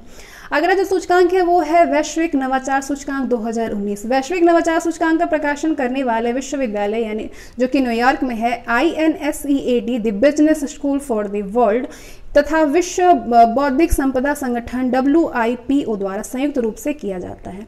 GII 2019 की गणना दो उप सूचकांकों के औसत द्वारा की गई है। ये 2 उप सूचक हैं नवाचार निवेश इनपुट और नवाचार निर्गत आउटपुट। 24 जुलाई 2019 को वैश्विक नवाचार सूचकांक 2019 जारी किया गया है। वर्ष 2007 से प्रकाशित होने वाली इस रिपोर्ट का ये 12वां संस्करण है। इस रिपोर्ट के माध्यम से दुनिया भर की 129 अर्थव्यवस्थाओं को रैंकिंग प्रदान की गई है। वर्ष 2019 के वैश्विक नवाचार सूचकांक का केंद्रीय विषय स्वस्थ जीवन का सृजन, चिकित्सा में नवाचार का भविष्य यानी क्रिएटिंग हेल्दी लाइफ तथा फ्यूचर ऑफ मेडिकल इनोवेशन है। इस सूचकांक में स्विट्जरलैंड शीर्ष स्थान पर है। भारत का स्थान जो है वो 129वां है। 129 भारत का स्थान जो है वो 129 देशों की सूची में 52वें स्थान पर भारत है। शीर्ष पे स्विट्जरलैंड है। जबकि गत वर्ष 2018 में भारत इस सूची में 57वें स्थान पर था, 57वें स्थान पर। ब्रिक्स देशों में भारत के अलावा अन्य देशों की स्थिति ब्राजील यानी ब्राजील जो है वो 66वें स्थान पर, चीन 14वां स्थान पर, रूस 46वां स्थान पर तथा दक्षिण अफ्रीका 63वें स्थान पर था। नेक्स्ट सूची है फॉर्च्यून ग्लोबल 500 सूची 2020। प्रतिष्ठित अमेरिकी व्यावसायिक पत्रिका फॉर्च्यून्स द्वारा प्रतिवर्ष राजस्व आय के आधार पर विश्व की शीर्ष 500 कंपनियों की सूची फॉर्च्यून ग्लोबल 500 के नाम से जारी की जाती है। अगस्त 2020 में वर्ष 2020 की फॉर्च्यून ग्लोबल 500 सूची जारी की गई है। वर्ष 2020 की फॉर्च्यून ग्लोबल 500 सूची में प्रथम स्थान पर अमेरिका रिटेल कंपनी वॉलमार्ट है, जबकि दूसरे स्थान पर चीन की कंपनी साइनोपेक ग्रुप है एवं तीसरे स्थान पर चीन की कंपनी स्टेट ग्रिड है। इस सूची में इस वर्ष 7 भारतीय कंपनियां स्थान बनाने में सफल रही हैं। इस 7 भारतीय कंपनियों में 4 सार्वजनिक क्षेत्र के उपक्रम हैं। इस सूची में शामिल भारतीय कंपनियां क्रमशः है रिलायंस इंडस्ट्रीज लिमिटेड 96वां स्थान है, इंडियन ऑयल कॉर्पोरेशन 151वां स्थान है, ऑयल एंड नेचुरल गैस 190वां स्थान, स्टेट बैंक ऑफ इंडिया 221वां स्थान है, टाटा मोटर्स 337वां स्थान है, भारत पेट्रोलियम 309वां स्थान है तथा राजेश एक्सपोर्ट्स 462वें स्थान पे है। अगली जो सूचकांक है वो है पर्यावरण प्रदर्शन सूचकांक 2020। दावोस जो कि स्विट्जरलैंड में है, आयोजित विश्व आर्थिक मंच की वार्षिक बैठक के पार्श्व में 23 जनवरी 2018 को पर्यावरण प्रदर्शन सूचकांक 2020 यानी EPI इन्वायरमेंटल परफॉर्मेंस इंडेक्स जारी किया गया है। ये एक द्विवार्षिक रिपोर्ट है जिसे येल विश्वविद्यालय एवं कोलंबिया विश्वविद्यालय द्वारा विश्व आर्थिक मंच के सहयोग से निर्मित किया जाता है। पर्यावरण प्रदर्शन सूचकांक 2020 में विश्व के 180 देशों को 10 श्रेणियों में विभाजित 24 संकेतकों के आधार पर रैंक प्रदान की गई है। सूचकांक में डेनमार्क 82.5 के स्कोर के साथ शीर्ष स्थान पर है। रैंकिंग में शीर्ष 5 देशों में शामिल अन्य कुछ देश ये हैं। दूसरे पे है Luxembourg score 82.3, Switzerland score 81.5, UK score 81.3 और फ्रांस जो है उसका स्कोर है 80। इस सूचकांक में ऑस्ट्रेलिया को 6ठा, जर्मनी को 10वां, इटली को 20वां, जापान को 12वां, ऑस्ट्रेलिया को 13वां, कनाडा को 20वां तथा अमेरिका को 24वां स्थान प्राप्त हुआ है। पर्यावरण प्रदर्शन सूचकांक 2020 में भारत को अंतिम 15 देशों में स्थान प्राप्त हुआ है। वर्ष 2020 में भारत 180 देश में 168वें स्थान पर है। उल्लेखनीय है कि वर्ष 2018 में इस सूचकांक में भारत 177वें स्थान पर था और उसकी रैंक में 9 स्थानों का सुधार दर्ज किया गया है। रैंकिंग में अंतिम 5 देशों में शामिल है। 180 पे लाइबेरिया है, स्कोर 22.6 है। 179 पे म्यांमार है, स्कोर 25.1 है। 178 पे अफगानिस्तान है, स्कोर 25.5 है। 177 पे सियरा लियोन है जो कि स्कोर है इसका 25.7 तथा 176 स्थान पे है कोट डी आइवरी जिसका स्कोर है 25.8। तो ये हमारे कंप्लीट हो चुके हैं आर्थिक, जिसमें से कुछ योजनाएं हैं और बैंकिंग क्षेत्र के क्वेश्चन हैं। आर्थिक विकास पे और वैश्विक सूचकांक पे था।